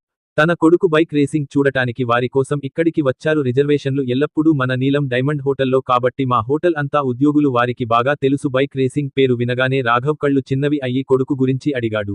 ఏకే పేరు ఏమిటి వారి కొడుకు పేరు ఏకే అయితే అసలు గుర్తింపులో అతని పేరు ఏమిటి? ఎందుకంటే దాని గురించి ఎవరికీ తెలియదు అందరూ అతన్ని ఆ పేరుతోనే పిలుస్తుంటారు. అసిస్టెంట్ రాఘవ్ దాని గురించి ఆలోచించకు. నాకు బాధగా అనిపించి ఏంటి రాఘవ్ అన్నాను. రాఘవ్ అన్నాడు దీని నుండి ఏమి జరుగుతుందని మీరు ఆలోచిస్తున్నారా? బైక్ రేసింగ్ పోటీలో 2 మాత్రమే పాల్గొనవచ్చు అది కూడా ముందు సౌరభ్ మరియు రెండవ విల్లు మన్నా కానీ విల్లు మన్నా ఇది అతని సమయంలో ఒక భుజం ఆసుపత్రిలో ఉంది. దీని కారణంగా అతను స్థానభ్రంశం చెందాడు బైక్ రేసింగ్ ఛాంపియన్షిప్లో పాల్గొనండి చేయలేరు. ఆ తర్వాత ఒకరి వస్తుంది రాఘవ్ నువ్వు మా మధ్య ఏం చెప్పాలనుకుంటున్నావు మంజీత్ని ఎవరూ అర్థం చేసుకోవడం లేదు రాఘవ్ తన భుజాలు తడుముతూ అన్నాడు. ఆ విషయానికి నీకు తెలియకపోవచ్చు అని మంజీత్ అన్నాడు ఢిల్లీలో సౌరభ్ కంటే మెరుగైన బైక్ రేసర్ లేడు. సౌరభ్ చాలా తక్కువ మంది కాదు. సౌరభ్ ఈ బైక్ను బీట్ చేయడానికి రేసింగ్ చేస్తుంటే అతను ఛాంపియన్షిప్ గెలిస్తే అతనిది పబ్లిసిటీ కూడా ఉంటుంది. నా కెరీర్లో ఇంత ఉన్నత శిఖరానికి చేరుకున్నా తన భవిష్యత్ జీవితం మరింత ఎక్కువగా ఉంటుందని తెలుస్తుంది, బాగుపడుతుంది కానీ అన్నాడు మహి. అక్కనే ఈ అబ్బాయి ఇతనే అని మీరు చెప్పాలనుకుంటున్నారు. బైక్ రేసింగ్ ఛాంపియన్షిప్లో మీ స్థానం సౌరభ్కు వ్యతిరేకంగా ఏదో ఒకటి చేయబోతున్నారు. ఇది రాఘవ్ అన్నాడు. ఇది పని చేస్తుందా లేదా దాని గురించి చెప్పలేను కానీ అతను నా బావను కిడ్నాప్ చేసి ఉంటే కాబట్టి సింపుల్ అంటే అక్కడికి వెళ్తాడు, అందుకే అలా అనుకుంటున్నాను అన్నాడు నవ్వుతూ. సౌరభ్ స్పిన్ షిప్ కోసం చాలా సమస్యలను ఎదుర్కొంటాడు. వారి కుంభకోణం కూడా ఎందుకు భరించాల్సి వచ్చింది? నేను ఖచ్చితంగా మళ్ళీ అక్కడ ఉంటాను. రాఘవ్ మిస్టర్ మంచాందని మరియు అతని సహాయకుడు వైపు చూస్తున్నాడు. ఈ సమయంలో మీరిద్దరూ హోటల్లో ఎక్కడ ఉన్నారు? మిస్టర్ మంచందాని తన అసిస్టెంట్తో ఉన్నారు. అతను అసిస్టెంట్ వైపు చూడటం ప్రారంభించినప్పుడు అతను వెంటనే రిజిస్టర్ చెక్ చేసి రూమ్ నెంబర్ 117 చెప్పాడు. రిసెప్షన్లో కీ డిపాజిట్ చేయబడలేదు కాబట్టి అతను ప్రస్తుతం తన గదిలో ఉండవచ్చు. అది మా హోటల్ రూల్. ఎవరూ మీరు హోటల్ నుండి సామాను తీసుకోలేరు. మీ గదికి కీలు కూడా తీసుకోండి. వెళ్లే ముందు ఈరోజు అనుమతి తీసుకోవాలి. ఎవరైనా కీలు తీసుకునే ముందు అసిస్టెంట్ మాటలు అడగలేదా? అందరితో రాఘవ్ రూమ్ నంబర్ విన్నాక రాఘవ్ మాట వినడానికి 117 వైపు వెళ్లాడు. భవానీ తన సమావేశానికి అంతరాయం కలిగించింది. బ్లూ డైమండ్ హోటల్ కోసం అసంపూర్తిగా వదిలివేయడం రాఘవ్ కోపం గురించి అతనికి తెలుసు. అతను ఉంటే నుండి రక్షించడానికి ఇది ప్రతి ఒక్కరి కప్పు టీ కాదు. ఏదైనా చెడు జరగకుండా ఆపకపోతే శ్రీ మంచాందని భారీ నష్టాన్ని చవిచూడాల్సి వచ్చింది. ఇలా ఆలోచించి తన ఇంటికి వెళ్లాలని నిర్ణయించుకున్నాడు. బ్లూ డైమండ్ డ్రైవర్కు అన్ని సంకేతాలను విచ్ఛిన్నం చేస్తుంది. అక్కడి హోటల్ వైపు వెళ్లాలని ఆదేశించారు. మరోవైపు ఇదంతా తండ్రి కొడుకులిద్దరికీ తెలియదు. ప్లాన్తో చాలా సంతోషంగా అనిపించింది. రాఘవ్ లాంటి అమాయకుడిని నమ్మాడు. నా ప్రేమ నుండి బావను రక్షించడానికి మనం లేకపోతే ఇంత మాత్రమే త్యాగం చేయవచ్చు. అతనికి అతని బావ ఎప్పటికీ కుల్దీప్ పట్ల డ్రింక్ కోల్పోవాల్సి రావచ్చు. గ్లాసు అందిస్తూ ఇది కూడా తీసుకో అన్నాడు. నేను రాబోయే రేసును చూసినప్పుడు మీకు ఏమి గుర్తుకు వస్తుంది? నేను పోటీలో మొదటి స్థానం పొందుతాను. అప్పుడు ప్రజలు నా ఆటోగ్రాఫ్ తీసుకోవడానికి తహతహలాడేవారు. అక్కడ ఉంటుంది కానీ మీకు ఇది అవసరం లేదు. నా ఆటోగ్రాఫ్ ఇప్పుడే ఈ గ్లాసులో పెడతాను. నేను ఇస్తాను. ఆమె తన తండ్రికి సహాయకుడిగా పనిచేసింది. వైపు చూసి ఒకసారి చూశాడు. గ్లాసుపై తన పేరుపై సంతకం చేస్తూ కుల్దీప్ వైపు. కుల్దీప్ తాగలేదు కాబట్టి మద్యం వాసన అతని ముక్కుకు చేరిన వెంటనే ఆమె తల అటువైపు తిప్పింది. డాక్టర్ సాహెబ్ తాగడు, పర్వాలేదు అనిపిస్తుంది. మేం లేం అని చెప్పి మీకు అలవాటు చేస్తాం. పక్కనే నిలబడి ఉన్న అబ్బాయిలకు సైగ చేశాడు. ఆ తర్వాత అందరూ కుల్దీప్ నోటిని ముద్దాడారు. బలవంతంగా తెరవడానికి ప్రయత్నించడానికి ముగ్గురూ గదిలోంచి బయటకు వచ్చేశారు. రాఘవ్ భవాని వైపు చేయి చాచాడు. అది చూసిన భవాని వెంటనే తన కోటులోంచి ఒకటి తీసేసింది. పిస్టల్ తీసి రాఘవ్ చేతిలో పెట్టాడు. ఎవరికైనా ఏమీ అర్థం కాకముందే రాఘవ్ తండ్రి కొడుకులిద్దరికీ మోకాళ్లపై కాల్పులు జరిగాయి. ఆ తర్వాత కూడా ఆగకుండా వారితో పాటు వచ్చాడు. అతను ప్రజలందరిపై కూడా కాల్చాడు. ఆపై అతను భవాని వైపు తిరిగి చూస్తూ అన్నాడు, నేను తండ్రి మరియు కొడుకు ఇద్దరికీ మీ ఖాతా. మీకు ఏది కావాలంటే అది మీకే వదిలేస్తున్నాను. మీరు తండ్రి మరియు కొడుకు మరియు వారి ప్రజలతో పాటు. ఇది విన్న వెంటనే భవాని ఇలా చేయగలడు? ఏ భవానీని చూసి మోకాళ్ల మీద కూర్చున్నాడు. వెంట ఉన్న అంగరక్షకులు కూడా వెంటనే ఈ దృశ్యం చూసి ఒక్కసారిగా మోకాళ్లపై పడిపోయాను. గదిలో ఉన్న ప్రజలందరి ఆత్మలు వణికిపోయాయి. నేను మేల్కొన్నాను మరియు ఎవరికీ అర్థం కాలేదు. ఆ విశ్వాస్ రావు ఎడమచేయి భవాని ఎవరు? రావు కార్పొరేషన్ వైస్ ప్రెసిడెంట్ ఎవరు? సాధారణంగా కనిపించే అబ్బాయిలు. అతను ముందు మోకరిల్లాడు మరియు అది కూడా అతనిది. గౌరవం మరియు గౌరవాన్ని పరిగణనలోకి తీసుకోనప్పటికీ అక్ మరియు సంగం కశ్యప్ మరింత ఆశ్చర్యపోతున్నారు. తండ్రి కొడుకులిద్దరూ పదే పదే కనురెప్పలు తినిపించారు. వాళ్లు షాక్గా రాఘవ్ వైపు చూస్తూ అర్థం చేసుకోవడానికి ప్రయత్నిస్తున్నారు. ఎదురుగా నిల్చున్న వ్యక్తి ప్రయత్నించాడు. అంతెందుకు, మిస్టర్ మంచందాని ఎవరు మరియు అతని అసిస్టెంట్కి ఇది బాగా తెలుసు. ఆ భవానీ ఆమె బాస్ మరియు రాకీ భాయ్ మాత్రమే. మోకాళ్లు కూడా మెలితిరిగి ఉంటాయి అనే వార్త వారి అన్ని రంగాల్లో వ్యాపించింది. రాకీ భాయ్ నెమలితో ఎవరికీ శత్రుత్వం లేదు. లేని పక్షంలో వారి దుష్ఫలితాలు చవిచూడాల్సి వస్తుంది. రాఘవ్ సిద్ధం మరియు వెనుక సమస్య ఉంటుంది. భవాని వైపు చూస్తూ గట్టి స్వరంతో అన్నాడు, ఇదిగో ఇప్పుడే జరిగింది. బయట ఎవరూ దాని గురించి వినకూడదు. మీరు దీన్ని జాగ్రత్తగా చూసుకోవాలి, లేకపోతే అది జరుగుతుంది. ఫలితం ఎలా ఉంటుంది? మీరు చాలా మంచి మార్గం. భవానీ నుండి భవాని తన దృష్టిని అతనిపై పడేసిందో తెలుసా? ప్రజలు అని గది చుట్టూ వ్యాపించింది. నిండుగా ఉంది కానీ అతని మొహం చూస్తుంటే అనిపించింది కొంతకాలం క్రితం ఎవరికీ అనిపించలేదు. ఈ గదిలో జరిగిన సంఘటన గురించి అతను బయటకు వచ్చాడు. నోరు విప్పే ధైర్యం కూడా చేస్తారా అన్నాడు. ఎవరైనా ఉంటే అస్సలు చింతించకండి సోదరుడు నాలుక తెరవడానికి కూడా సాహసించాడు. జీవితంలోని చివరి మాటలు నోటి నుండి వెలువడుతున్నాయి. ముందు అతనికి మరణశిక్ష విధించబడుతుంది. రాఘవ్ తండ్రి కూతుళ్ళిద్దరినీ చూస్తూ ఉండిపోయాడు. చూసి అక్కడి నుండి బయటకు వెళ్లాడు. మిస్టర్ మాన్ రాఘవ్ గుర్తింపు గురించి చాందినికి కొంత తెలుసు. అతనికి అనుమానం వచ్చి బయట రాఘవని అడిగాడు. వెళ్లిపోయాక కుతూహలంగా అడిగింది భవాని, మిస్టర్ భవాని, ఇది రాకీ భాయ్? రాకీ భాయ్ పేరు వినగానే అక్కడ ప్రెజెంట్ అవ్వండి. అయినా అందరి శరీరంలో వణుకు మొదలైంది. కళ్లతో తమ్ముడిని ఆపారు. నేను అతనిని ఎదురుగా చూడలేదు కానీ అతని పేరు అదే. భవానీకి గనుల ఉత్పత్తికి సరిపోయింది. అందరినీ చూసి అవును అని తల ఊపాడు. ఒక బలమైన దెబ్బ వచ్చింది మరియు ఇప్పుడు కొంతకాలం మొదట రాకీ భాయ్ మరియు అతని బావతో సలుకి గురించి చాలా మాట్లాడిన ఆమె ఇప్పుడు రాఘవ గురించి మాట్లాడాలి. అసలు విషయానికి తెలిసి భవాని కంగారుపడింది. మగవాళ్లను చూస్తూ ఘాటైన స్వరంతో అన్నాడు, తండ్రి కొడుకులతో పాటు అందరూ కూడా చనిపోయారు. అది చాలు మరియు ఈ ఇద్దరు తండ్రులను మరియు కొడుకులను గుర్తుంచుకోండి. ఎవరైనా ఉంటే ఎలాంటి వార్తలు ప్రచారం చేయకూడదు. మంచాందని కూడా నోరు విప్పే ప్రయత్నం చేసింది. గుర్తుంచుకోండి. ఇప్పుడు నేను మీకు బ్లూ డైమండ్ ఇస్తున్నాను. ఇది ఎవరైనా చూసినట్లయితే నేను హోటల్ నుండి బయటకు వస్తున్నాను అనే వార్తలను ప్రచారం చేసేందుకు ప్రయత్నించారు మీరు మరియు మీ కుటుంబం ఎప్పటికీ మీరు ప్రపంచం నుండి అదృశ్యమవుతారు మరియు ఏదీ కాదు. దీని గురించి ఎవరైనా వింటారా? భవానీ చెప్పిన ఈ విషయాన్ని శ్రీ మంచాందని అర్థం చేసుకోవాలి. అతను దానిని బాగా అర్థం చేసుకున్నాడు అని తెలుసుకున్న తర్వాత అంగీకరించాడు. గొడవ చేసింది మరెవరో కాదు, రోకీ సోదరుడు. అతను ఇప్పుడు చింతిస్తున్నాడు. తండ్రి కొడుకులిద్దరికీ ఇప్పుడు అర్థమైంది. నిన్ను నువ్వు నమ్ముకుంటే నిన్ను రక్షించేవాడెవడూ లేడు. రావు కూడా అతని ఎదురుగా వచ్చి ప్రాణాలర్పించాడు. రాఘవ అడిగినా రాఘవ్ క్షమించేవాడు. ఆ రెండింటిలా జరగలేదు. తండ్రి కొడుకులు కుల్దీప్తో అనుచితంగా ప్రవర్తించారు. అతడ్ని చూడగానే రాఘవకి ఇద్దరికీ సుఖం కలిగింది.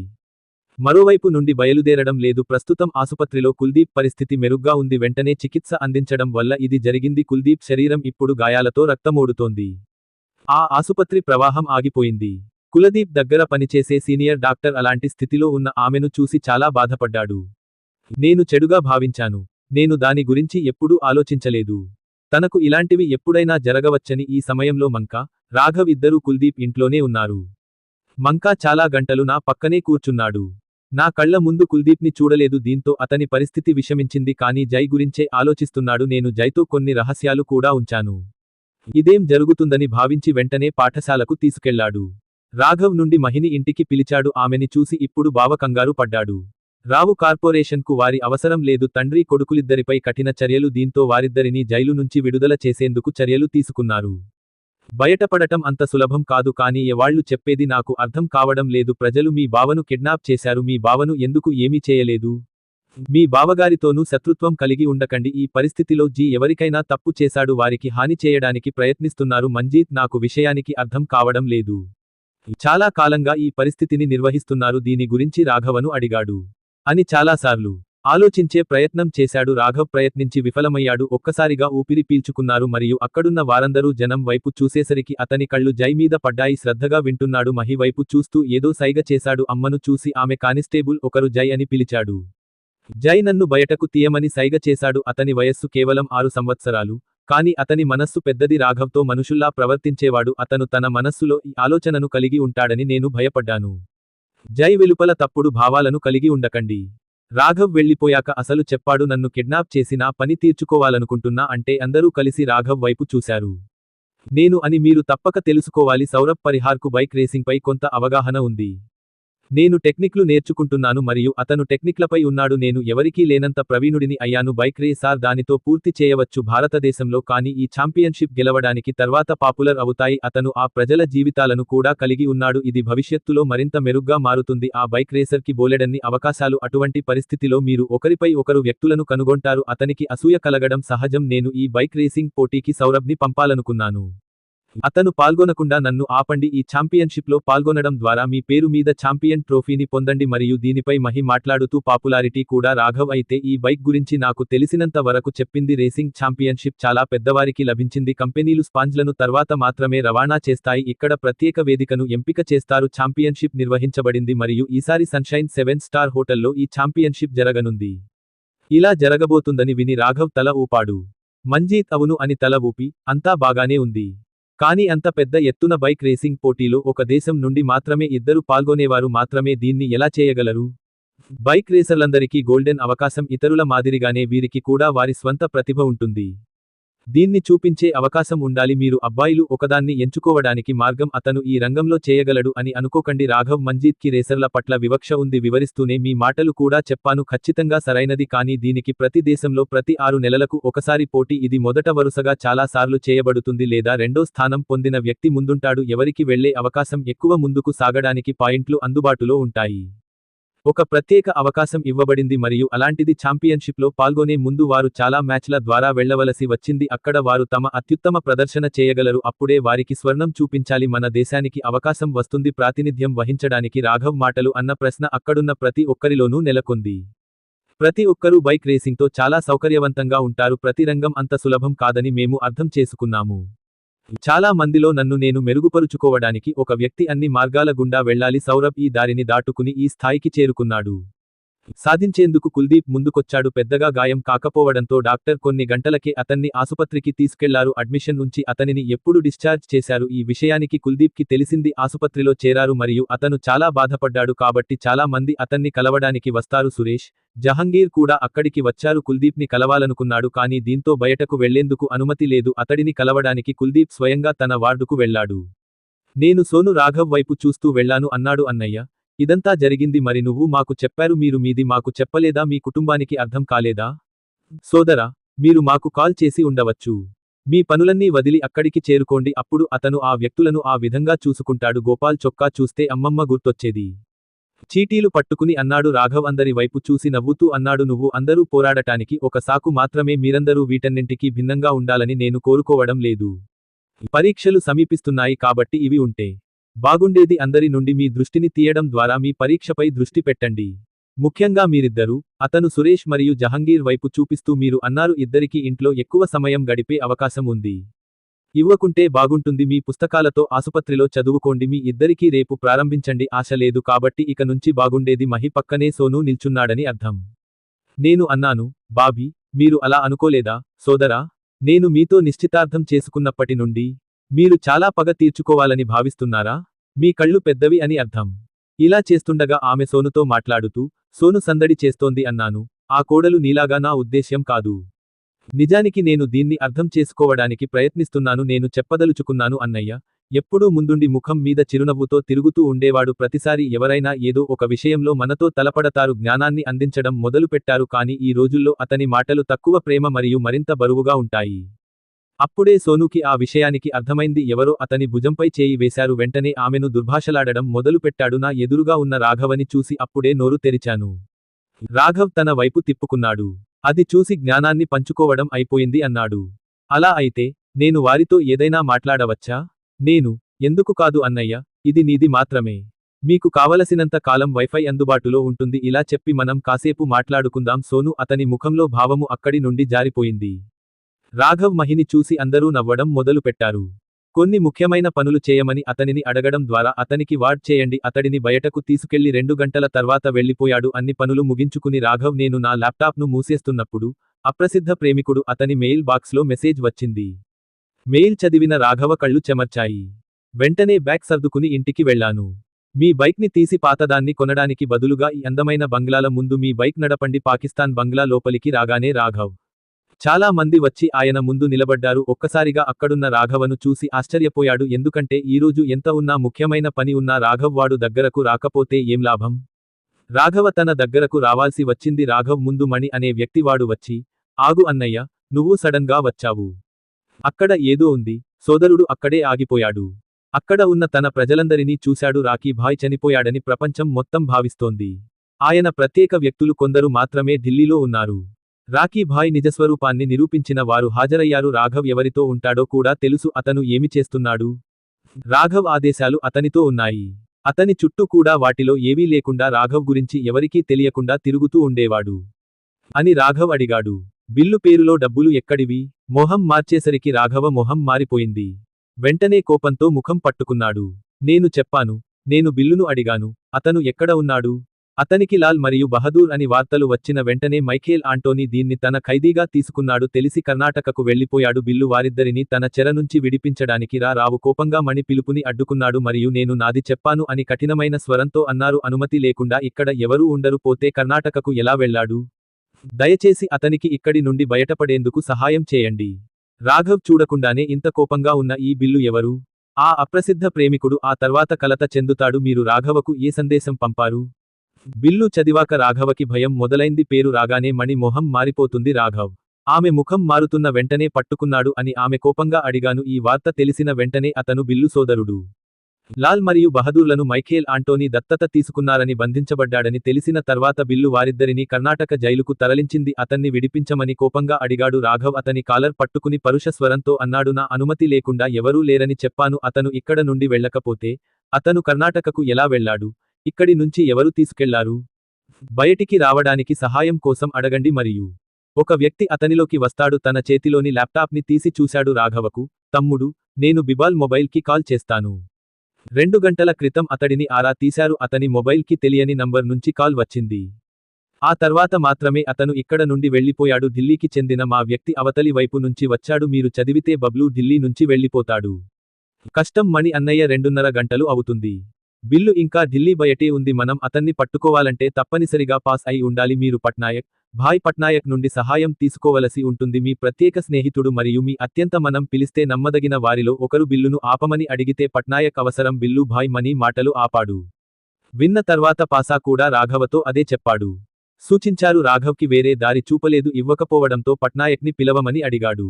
పాసా తన పెద్ద సిమ్ను మూసివేయడానికి అనుమతి ఇచ్చాడు. మళ్లీ మొబైల్లో పట్నాయక్కి కాల్ చేశాడు. మధ్యప్రదేశ్ భోపాల్ అనే వ్యక్తి. అతని మెడపై స్పైడర్ టాటూ ఉంది మరియు అతని పక్కన కూర్చున్న ప్రజలందరూ అదే స్పైడర్ బీన్ పచ్చబొట్టు తోటలో కూడా తయారు చేయబడింది. ఎదురుగా కూర్చున్న వ్యక్తి మరెవరో కాదు. ఈ సమయంలో పట్నాయక్ చేతిలో ఒకటి ఉంది. రక్తం కారుతున్న పదునైన కత్తి ఉంది అని అనిపించింది అతని మొహంలో చూస్తుంటే. ఇప్పుడే ఎవరినో చంపినట్లు ఉన్నాడు. అతను ఘాట్ వద్ద దిగగానే ఒక వ్యక్తి అతని వైపు పరిగెత్తాడు. వచ్చి తన మొబైల్ని ముందు పెట్టుకున్నాడు. పట్నాయక్ అన్నాడు, సోదరా, మీకోసం కాల్. నా చేతుల మీద పడిన రక్తాన్ని శుభ్రం చేసి ఆ వ్యక్తి చేతిలోంచి మొబైల్ ఫోన్ తీసుకున్నాడు. పక్క నుంచి పాచికల శబ్దం వచ్చింది. పట్నాయక్ భాయ్, ఎలా? మీరు నా వాయిస్ గుర్తుంచుకుంటారని ఆశిస్తున్నాను. పట్నాయక్ సుపరిచితమైన స్వరాన్ని వింటారు. ముందుగా మీ మొబైల్ స్క్రీన్ను శుభ్రం చేయండి. అతను వైపు చూశాడు మరియు అతను చెప్పాడు. అతను వాయిస్ విన్నాడు. చూడ్డానికి బాగానే ఉన్న. రోజూ ₹1000 ఖర్చు పెట్టేను నేను మొబైల్లో వ్యక్తులతో మాట్లాడితే. మీకు ఏదైనా పేరు ఉంటే దయచేసి నాకు చెప్పండి. రాకీ భాయ్, స్పెషల్ చేయడానికి నాకు ఎక్కువ సమయం పట్టలేదు. ఎదురుగా ఉన్న వ్యక్తి మాటలు విన్న పట్నాయక్ వెంటనే అతని స్థానంలో నిలబడి పాచికలు మా పేరు చెప్పగానే మాకు విషయానికి తెలిసింది. నేను మీకు పూర్తి వివరాలు చెప్పగలనా? పట్నాయక్ నవ్వుతూ సిగ్గుపడుతూ అన్నాడు. ఎందుకు ఇలా చేస్తున్నావ్? చెప్పు, నీ సంగతేంటి?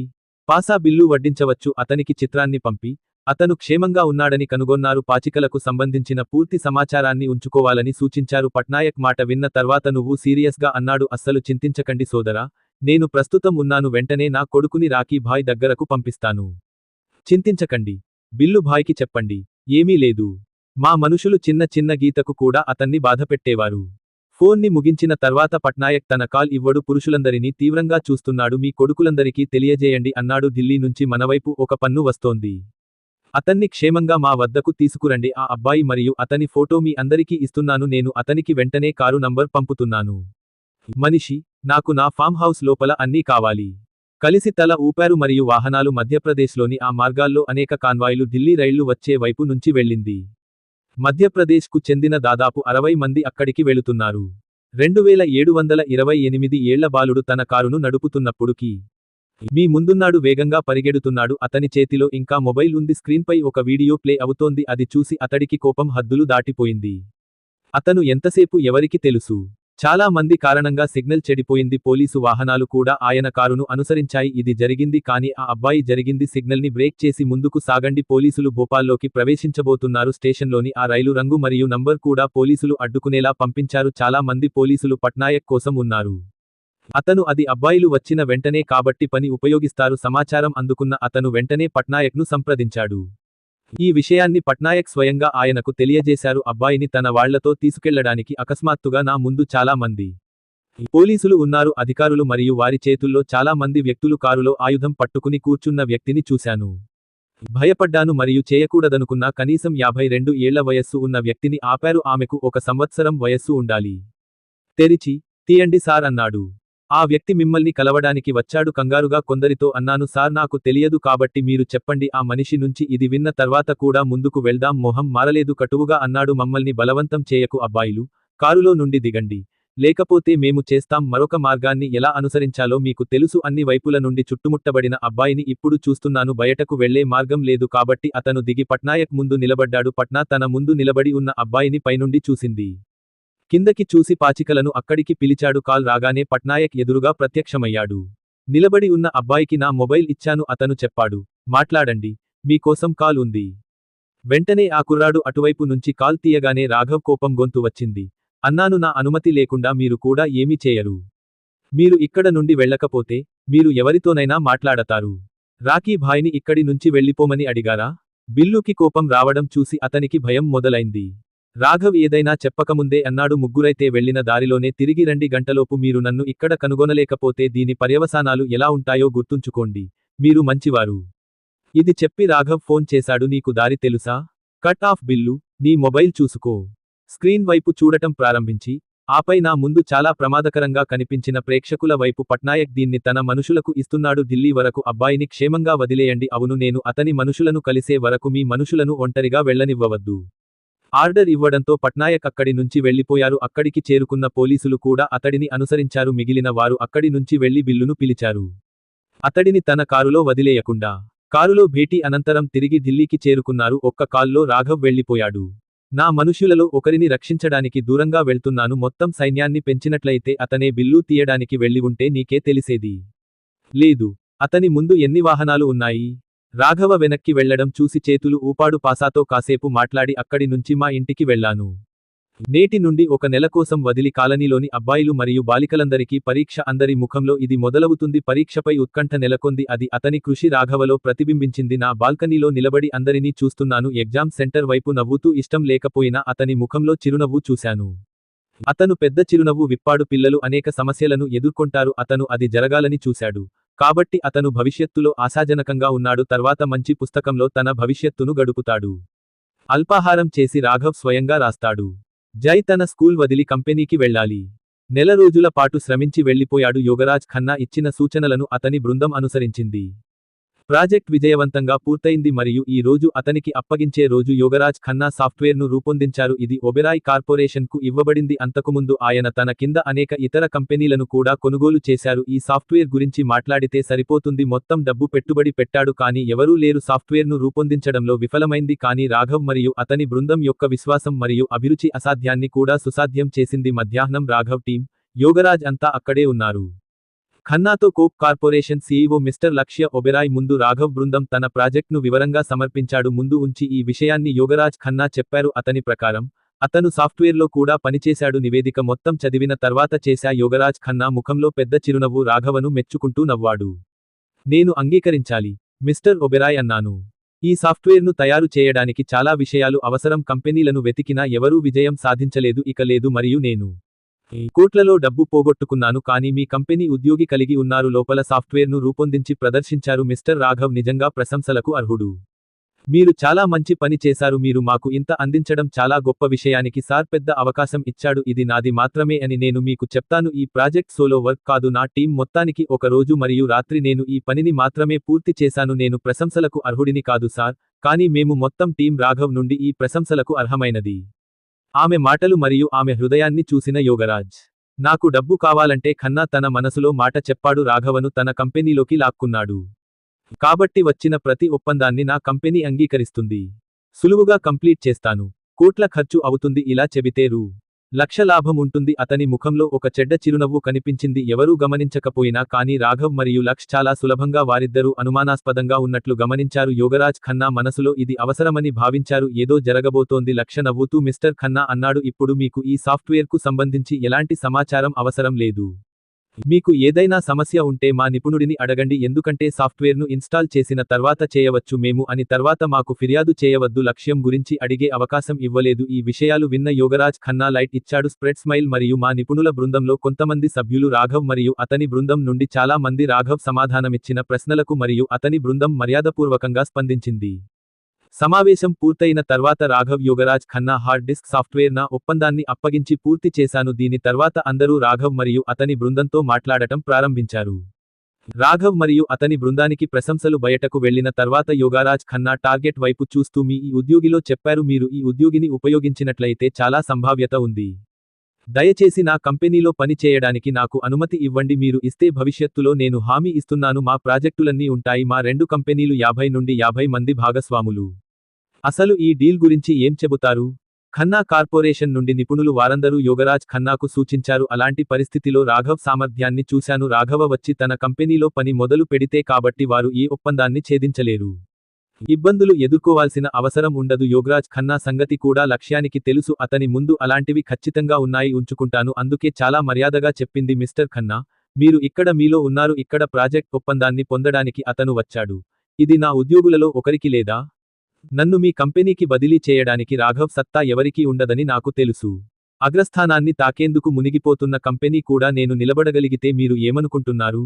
నేను రాఘవ్ని నా కంపెనీని అలాగే వదిలేస్తాను. మిస్టర్ ఖన్నా, నేను ఇప్పటికే రాఘవ్ని అడిగాను. ఒప్పందంపై సంతకం చేసే వరకు అతను ఒబెరాయ్గా ఉండడం రాఘవ్కు ఇష్టం ఉండదు. కార్పొరేషన్ను ఎవరూ వదిలిపెట్టరు. అలాగే రాఘవ్ ఎవరి ఒత్తిడితోనూ ఇలా చేయలేదు.